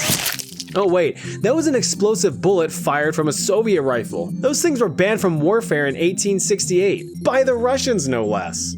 The bullet had ripped through Simo's face and destroyed his left jaw, rendering him unconscious and, for a little while, presumed dead. He was later rescued and hospitalized, undergoing several reconstructive surgeries, eventually regaining consciousness on March 13th, the day that the Winter War ended. Unfortunately, Simo's farmland was lost to the Soviets after the war, but the Finnish government was all, "Nah, we got you, bro," and granted him new land to start over. And just as he was before the war, Simo happily resumed his life as a humble and reclusive farmer. He passed away peacefully at the age of 96 in 2002, 11 years after witnessing the collapse of the Soviet Union. Now on the other side, the Soviet Union had their own fair share of deadly snipers. And by that, I mean most of the deadliest snipers in history hailed from the great communist regime. So either their sniper training programs were top-notch, or they had solid propaganda skills. Or both. I have to say, it seems like the harder it is to pronounce the name, the better of a sniper they were. But for the Soviet Union, we will focus on one Lyudmila Pavlichenko, also known as Lady Death. Born in the Russian Empire in 1916, Lyudmila began developing her sharpshooter skills as a wee lass while competing in various youth marksman contests. Unfortunately, shooting guns doesn't pay the bills. But building them does.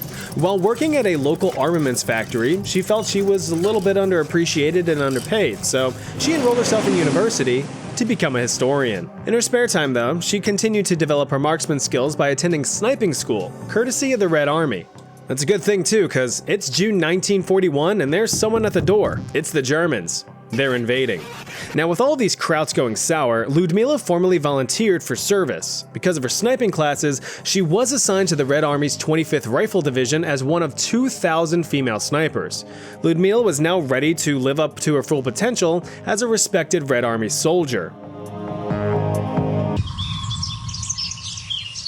Yeah, she ended up digging a lot of trenches. And thanks to several weapon shortages, Lyudmila wasn't even equipped with a gun.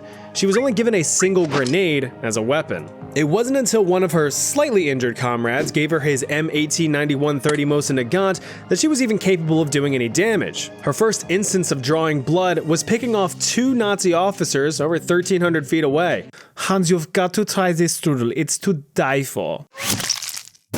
Oh my god, Franz, you are always so literal.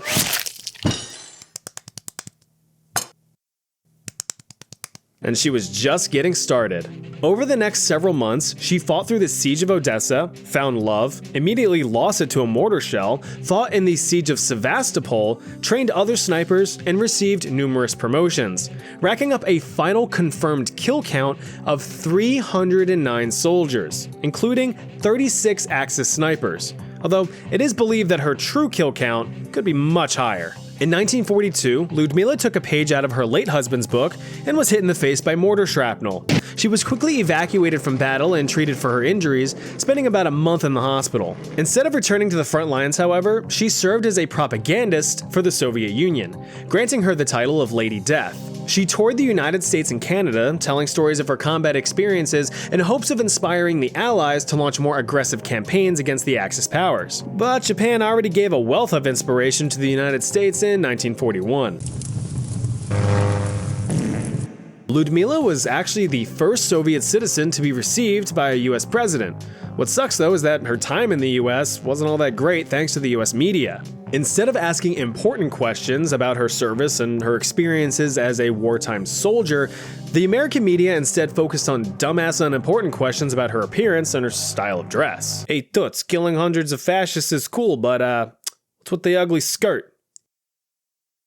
Even after her propaganda trips, Ludmila never returned to battle.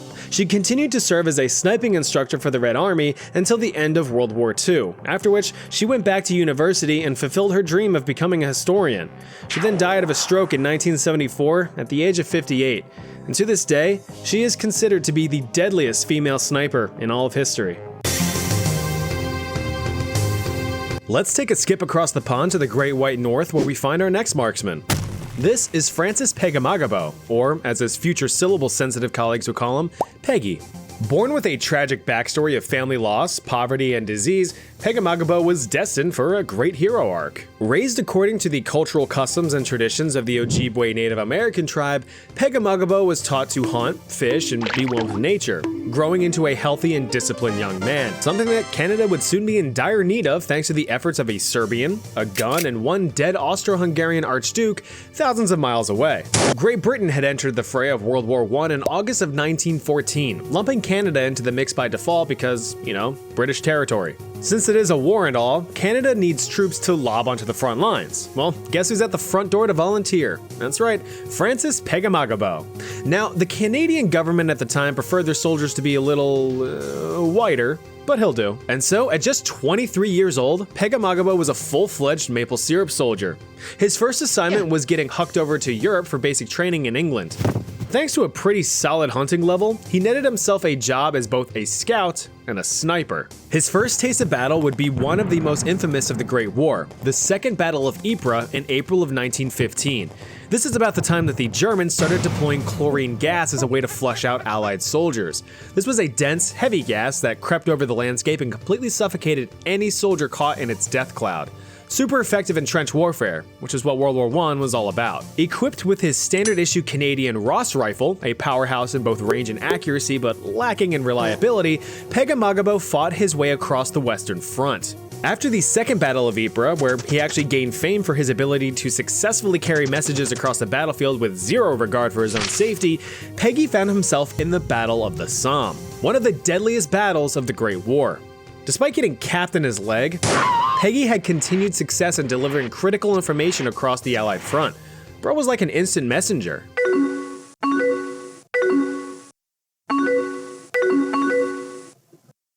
But his next moves, however, would cement Pegamagabo in the history books for his selflessness and bravery. You see, he would often leave the safety of his battalion's trench into what is known as no man's land, the uninhabitable area between trenches just brimming with desolation and despair. Getting caught there meant certain death, as you'd be found in the crosshairs of an enemy rifle within seconds. That is, unless your name is Francis Pegamagabo. This dude would just weave in and out of gunfire, loot the dead for some spare ammunition, and bring it back to his fellow soldiers so that they could continue fighting. Legend has it that he actually injured his back from the sheer weight of the ammunition and the absolute brass balls that he carried around. Not only would he brave no man's land for restocking missions, but for recon as well.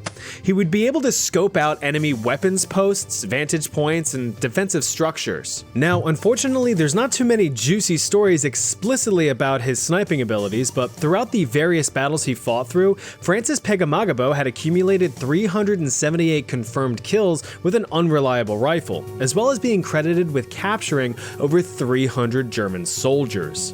By the time the war was over, he achieved the rank of corporal and was awarded various medals for his service. He returned home as the most decorated indigenous soldier of the war and is renowned as the single most effective sniper of the Great War. One might say that the Germans took a pretty good pegging. But his service was not without consequence. Over the years, the old pegster racked up a fair amount of physical and psychological damage. Although a war hero overseas, he had returned to Canada to live in poverty and neglect as a native in the very country he fought for. And over the years, he would become an outspoken activist for native rights until his death in 1952 at the age of 61. In 2016, a bronze statue was commissioned and placed in his hometown of Parry Sound, forever immortalizing his noble military service. Just a stone's throw to the south, you have the absolute beacon of freedom that is the United States of America. I should know. I live there. And so did our last sniper, U.S. Marine Corps Gunnery Sergeant Carlos Hathcock. Ever since tasting his first crayon, Hathcock knew he wanted to be a Marine. It also helped that his papa was a World War II veteran, bringing home spoils of war for his kid to play soldier with. In 1959, Hathcock had celebrated his 17th birthday, blew out his candles, and immediately enlisted in the Marine Corps. That's my boy! During basic training, Hathcock impressed many of his fellow soldiers on the shooting range. He had qualified as an expert level marksman, setting records left and right, one being a 248 out of a possible 250 on a mastery range, a record that remained until the course was formally retired, so that very much still stands in my opinion. His continued sharpshooter skills earned him recognition as a Marine Corps Distinguished Marksman in 1965. But just a year later in 1966, Hathcock's skills would be put to the test as he began deployment in the Vietnam War. Throughout his 2 tours of Vietnam, he racked up an impressive 93 confirmed kills with his Winchester Model 70 rifle. Doesn't sound that impressive, you say from behind your computer or phone. But let me tell you why you're wrong. During the Vietnam War, in order for a kill to be considered confirmed and count towards any official kill count, each kill must have been verified by the sniper spotter as well as a third party, usually an officer. But since you can't just have 2 people sitting around all day waiting to confirm kills, most wouldn't be considered confirmed. So while Hathcock tallied 93 confirmed kills on paper, his real count is believed to be much greater, more than 300. Now, this sort of efficacy as a sniper gained him quite the reputation amongst the enemy. During his tours, Hathcock would find himself pitted against enemy snipers wishing to claim the bounty on the elusive white feather, a name befitting of the man who carried a white feather in his hat. Hey, it's better than Captain Sweaty Nips. What? It's hot out here. But Hathcock didn't just snipe with his Winchester rifle. For a while, he actually held the record for the longest documented kill at 2,500 yards, or just under a mile and a half, with a scoped 50 caliber Browning machine gun. Hathcock's other claim to fame is when he took out an enemy sniper merely by noticing the glint of light from the enemy's scope. Remember when I told you that Sima Hauha hated scopes? Tools can really be your downfall. After noticing the glimmer of light on the horizon, Hathcock took a shot at the enemy and hit his mark. What he would soon realize, though, was that he made an insanely lucky shot. When going to confirm the kill, the sniper was found to have been shot through the scope of his rifle and through his eye. A shot that Hollywood loves recreating in war movies. Cut. Remember Saving Private Ryan? Well, you better, because I'm not showing any clips. God, I love that movie. Tom Hanks, Matt Damon, Paul Giamatti for like 5 seconds.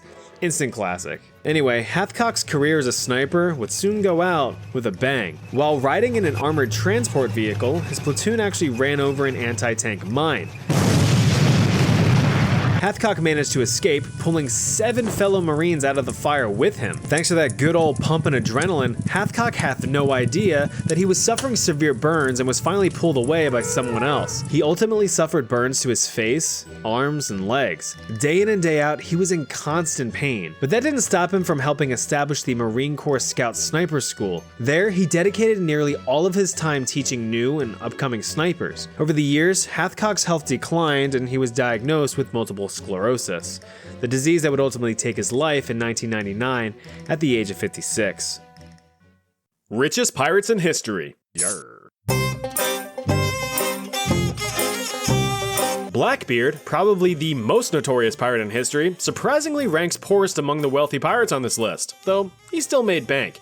Before the beard, he was known as Edward Teach, a small English chap born around the 1600s. History's forgotten the exact year, so we'll just go with it. In the same sense, not much is known about Little Eddie before he got his first facial pube, so let's fast forward a bit. In the early 1700s, the Caribbean was really going through it as the English, the French, and the Spanish duked it out for territorial control and dominance over trade routes in and around the Americas. One side effect of this conflict was the hiring of privately owned ships to attack and capture other ships. It was like a big game of rock, paper, scissors, but it was just guns, guns, guns. These private guns for hire were called privateers and were given written permission from their respective crowns to plunder and pillage any and all enemy ships to their liking. After all was said and done and the three crowns made peace in 1712, these privateers, who were used to being able to just ransack whoever they wanted to for all they were worth, were now out of a job. Well, legally speaking anyway. In fact, most privateers just kept up their shooting shiny ship shenanigans without a shadow of shame.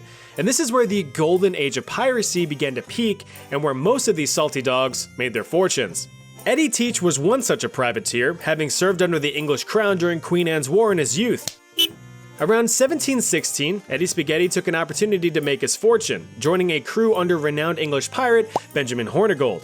After Teach had seized several small enemy ships and proved his worth, Hornigold was all, nice. And Teach was given more command. Eventually, Hornigold was ousted as captain after his refusal to attack fellow English ships that were just brimming and throbbing with gold. He was given a full pardon from the English crown and retired in peace. Teach was elected as the new captain and was thrilled with the new venture, as he could now do things his own way. Almost immediately after his promotion, the crew had captured the ironically named French ship La Concorde, meaning harmony in English. Now sure, one can expect a few casualties when a ship is absolutely reamed from both sides with cannon fire, but this was a slave ship, and this is how slave ships were packed. Surrendering immediately, the ship was taken and any surviving slaves were set free on a nearby island, to be recaptured later. The brand spanking new vessel was given a makeover, having 40 cannons slapped right on that thing. The ship was repurposed as Teach's flagship and renamed to the Queen Anne's Revenge. Now an absolute powerhouse, Teach took to the seas to seek his fortune. His most prominent tactic, of course, was intimidation.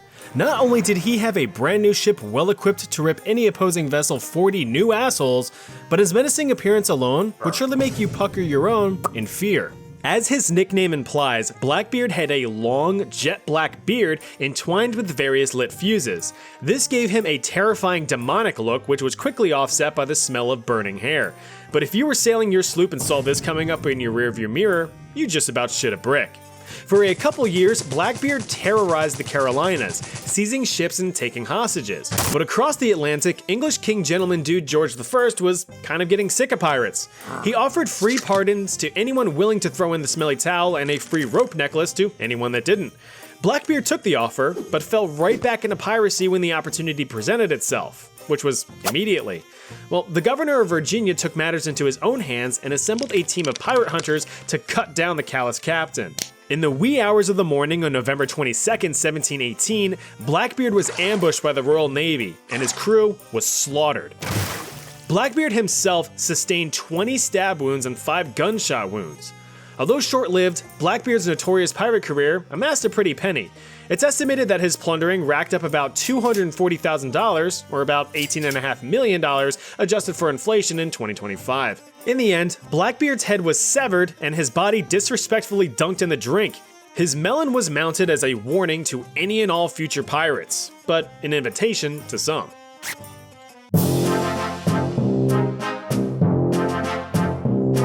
Born in the American colony of Massachusetts, Captain John Halsey began his sailing career as a privateer for the English crown in 1704. He started off by preying on French fishing fleets in the North Atlantic, but eventually preferred attacking Spanish ships near the Canary Islands off the coast of West Africa. This didn't last long, as his letter of marque, the English monarchy's permission slip to raid enemy ships, expired the very next year. Unable to legally loot and plunder, Captain Halsey turned to piracy and sailed further east into the Indian Ocean. The goal here was to intercept Mughal Empire treasure ships, but after several months of sailing around with no booty to show for it, crew morale was at an all-time low. This led to the aggravated crew jumping at any opportunity to score some simoleons. One day, a Dutch ship passed by Halsey and his crew, looking very vulnerable.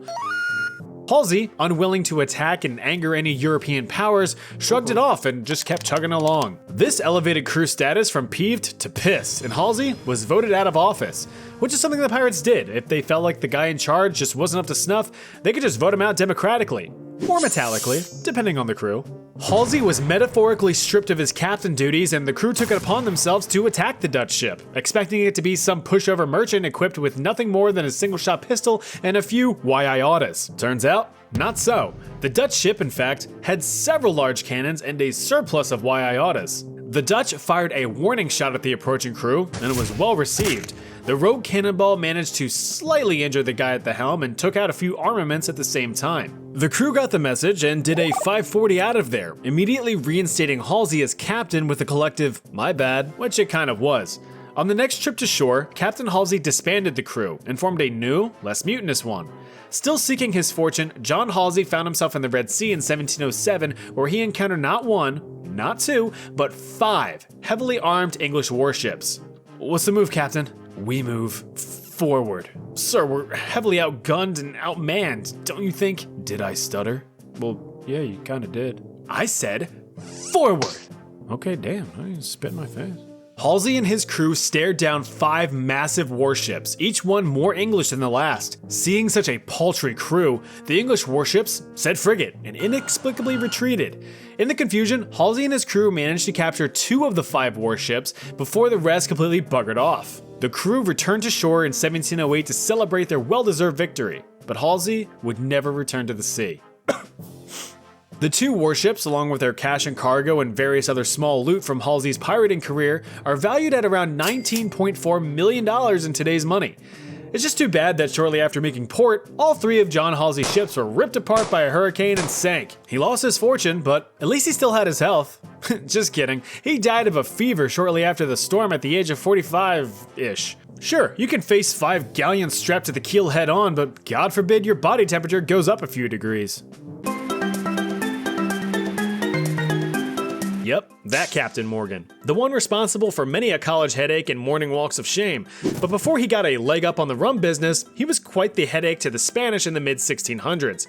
Born Henry Morgan around 1635 in Wales, fate would bring this young fella to the Caribbean of all places. It's unknown exactly how he got there. He could have been part of an expedition, served as an apprentice, who knows? All we care about is that it's the 1660s and Morgan is now in the Caribbean, setting up his home base in Jamaica, which was recently captured by the English. Around this time, Jamaica was developing into a reputable trading hub, revving up its plantation business and seeing roughly 1,500 privateers spend their spoils on the local economy. Morgan sailed under English privateer Sir Christopher Mings as a captain, and together, the crew ransacked Spanish settlements in cities across the Caribbean and Central America. Jamaica did eventually come under threat of invasion from the smelly Spanish, so Captain Morgan was promoted to the much less marketable Admiral Morgan and was put in command of 12 ships and about 700 men. Through his letters of marque from the English crown, Morgan had permission to attack Spanish and Dutch vessels at sea. The problem, though, is that ships hold significantly less goods for the stealing than, say, an entire town. Though he was not legally cleared to do so, Morgan began attacking Spanish strongholds between the years of 1667 and 1671. His exploits netted him millions in Spanish bribes to spare towns and cities, and by the time he attacked Panama City in 1671, Morgan had over 30 ships at his command and hundreds of crew members, by far the largest across the Spanish Main at the time. Now, in order to take down this Panama City where the gold coins gleam and the girls got titties, Morgan sent a well-armed and well-trained party of 300 men, which clashed against roughly 1,600 inexperienced Spanish soldiers. And to say that the Spanish got their shit slapped would be an understatement. The Spanish forces saw between 400 to 500 casualties, with Morgan only losing 15 men. Panama's governor, now cornered, decided that instead of allowing Morgan to take the city, he would instead burn it to the ground. After Morgan claimed his victory, the city erupted in flame as the surviving Spanish troops set fire to the city. The blaze lasted until the next day, where Morgan and his crew plundered whatever goods weren't burnt to a complete crisp. They burnt the spices. They burned the gold. They burned me. Since what he did was technically illegal, Morgan was arrested but was never charged with any crime, and was instead formally knighted for his undying loyalty to the English crown. He did make his way back to Jamaica and served in a government role with the goal of eradicating piracy from the Caribbean waters, but he eventually fell out of power and fell onto the bottle, becoming a depressed alcoholic. In his final years, Morgan made sizable investments in plantations, owning 3 along with 131 slaves to work them. On August 25th, 1688, Henry Morgan Morgan died of complications from his heavy drinking at the age of 52. Across his very successful pirating career, Morgan's total captured booty is estimated to be worth around $19.6 million, adjusted for inflation. Although he died a drunk, his spirit lives on in your local alcohol store as an ironic proof of his spicy exploits. Remember to pour one out for the captain, who was really an admiral.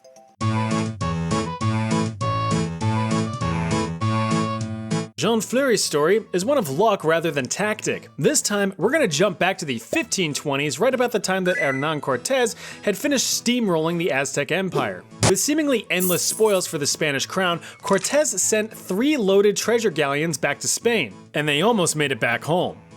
Almost. Enter Jean Fleury, a French privateer on the lookout for any Spanish ships who need a sinking. Stationed in Portugal during the 4 Years' War, which pitted France against the Holy Roman Empire, as well as Spain, Jean Fleury was in the perfect position to intercept Spanish and trade resupply ships.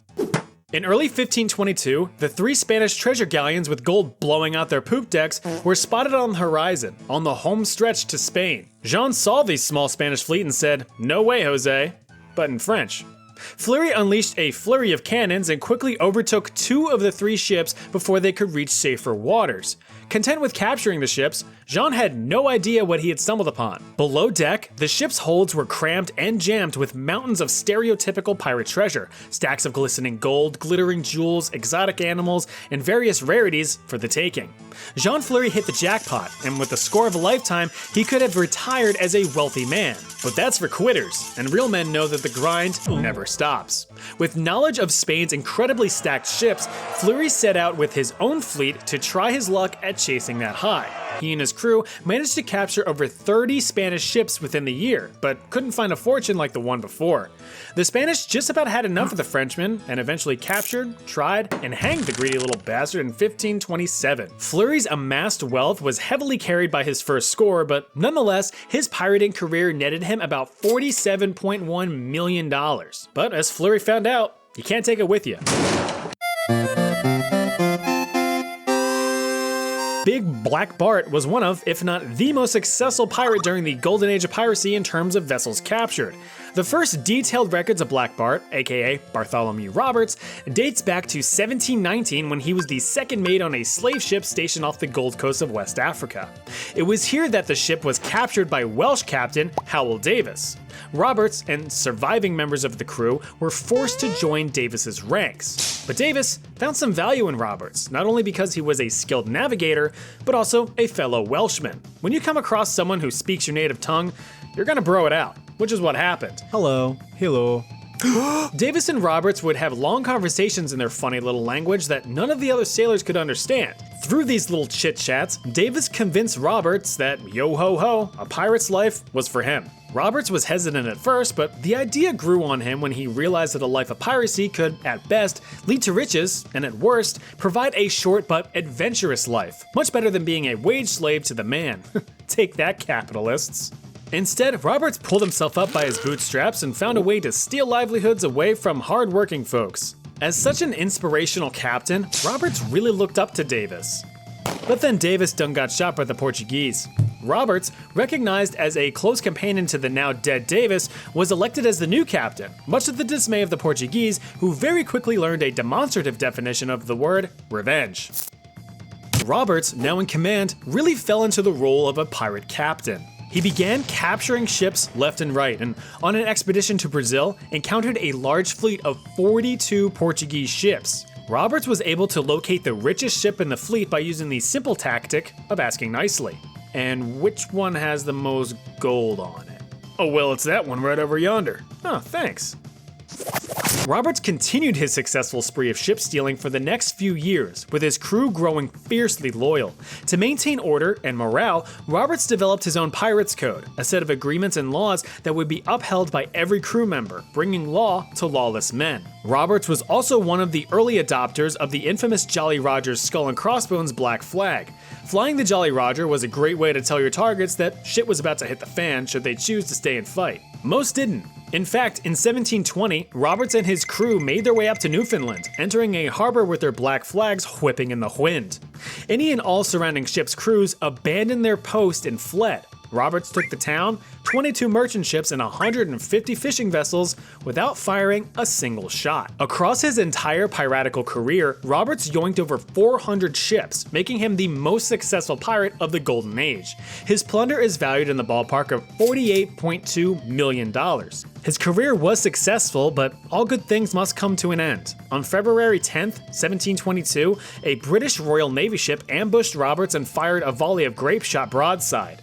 Grape shot, if you're unaware, were basically giant grenades, several small iron balls a few inches in diameter densely packed in a canister designed to take out enemy crewmen. Well, poor old Roberts caught a ball right in the throat as he stood on deck, killing him instantly. He was 39. As you can probably tell, active pirate careers were pretty short. Most died right when the getting was good. A simple rogue cannonball, splinter of wood, or a stray cough could cut down a pirate where he stood, and Captain Thomas II was no exception. Beginning his privateering career at the tail end of the 17th century, Tommy II was commissioned to ravage a French factory on the coast of West Africa. Sailing across the pond from Bermuda alongside one Captain George Dew, both men had a lot to do. But Mother Nature had other plans. Glad that wasn't us, right? Y'all want to be pirates? Okay, sure. Okay, sure. Yeah. I can hear you. Okay, yeah. Okay, yes. All right. I can hear you. I can hear. The two crews set sail for the Red Sea, an area chock full of wealthy ships seeping out of every orifice. Like that one. Tommy's first big score was an Indian sloop headed for the Ottoman Empire. The vessel was captured without much effort and was certainly one for the books. Hidden in the hold was millions of dollars worth of gold and silver, with millions more worth of spices, ivory, gemstones, spices, silks, and spices. Tommy II sailed to a pirate haven on Madagascar to divide the plunder before making his next move. Several months later, II grew a new crew and set sail to wreak havoc once again. It did not end well. While pursuing a 25-ship fleet leaving the Mughal Empire, II engaged one of the lagging ships. Said ship turned about to face his attacker and fired a volley of cannons. One of these cannonballs practically split two in two, disemboweling the captain and killing him instantly at the age of 44. Fuck! It is estimated that II's piracy career netted him over $151.9 million in captured goods.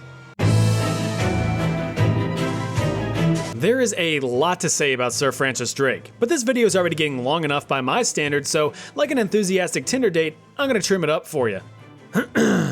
Sir Francis Drake was an English explorer and privateer and one heck of a sailor, starting off as a humble seaman and eventually circumcising the globe. Well, that's not right. Now that's better. Very early on in his career, Drake grew an incessant hatred and distrust for any and all Spaniards. And now, before you think he's racist, it's because the Spanish wouldn't let him break into the West African slave trade. From then on, Drake vowed to attack any Spanish possessions he came across in the future, which he did. He started making good on this promise in 1572 by attacking Panama, a Spanish transfer site of silver and gold from the Pacific Ocean to the Caribbean Sea. Drake and his men raided the area. Despite getting shot in the leg, Drake made off with literal tons of precious metals, making him and his crew rich and famous practically overnight. It was also at this time that Drake became one of the first Englishmen to lay eyes on the Pacific Ocean, letting out an iconic English roar of excitement. Drake vowed that he would one day sail those waters in the future, which he did. Beginning in November of 1577, Drake was granted a fleet of 6 ships and set sail from Plymouth to... Trying again in December of 1577, Drake was granted a fleet of 6 ships and sailed from Plymouth to circle the globe, eventually limping back home in 1580. Along the way, however, Drake made it his mission to be as disruptive to the Spanish as possible. Just 1 year into the voyage, 6 ships were whittled down to just 1. Drake's flagship, the Golden Hind. Making it past the southernmost tip of Chile, Drake began bombarding the western coast of South America, ravaging Spanish towns and seizing Spanish ships, one of which was the Nuestra Señora de la Concepcion, which housed over 29 tons of silver bars, silver coins, gold, and jewels. Drake was so tickled pink by this score that he spared the captured ship's crew, even gifting them small amounts of the treasure as they went on their merry way. Fast forward 2 years and 1 global circumnavigation later, and Drake's back home in England. The Queen knights him and everyone briefly claps. He then did some boring political nonsense before hopping back on the saddle and obliterating the ever-loving fuck out of some Spaniards, just like the old days.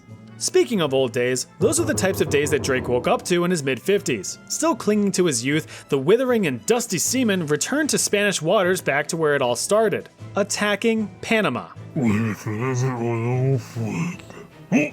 Sir Francis Drake died of dysentery in 1596 and was hucked into the ocean in a lead coffin.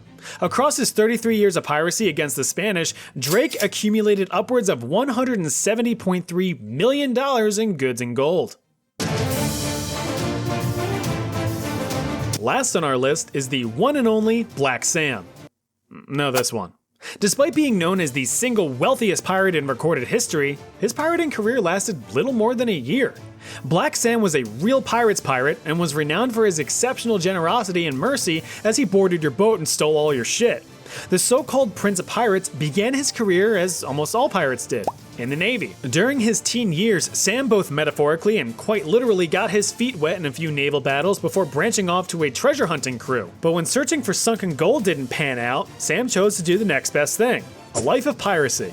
He managed to join the crew of one Benjamin Hornigold. Remember him? He's the pirate captain that Blackbeard served under in his youth. Well, as a reminder, Hornigold refused to attack English ships, much to the dismay of his treasure-hungry crew.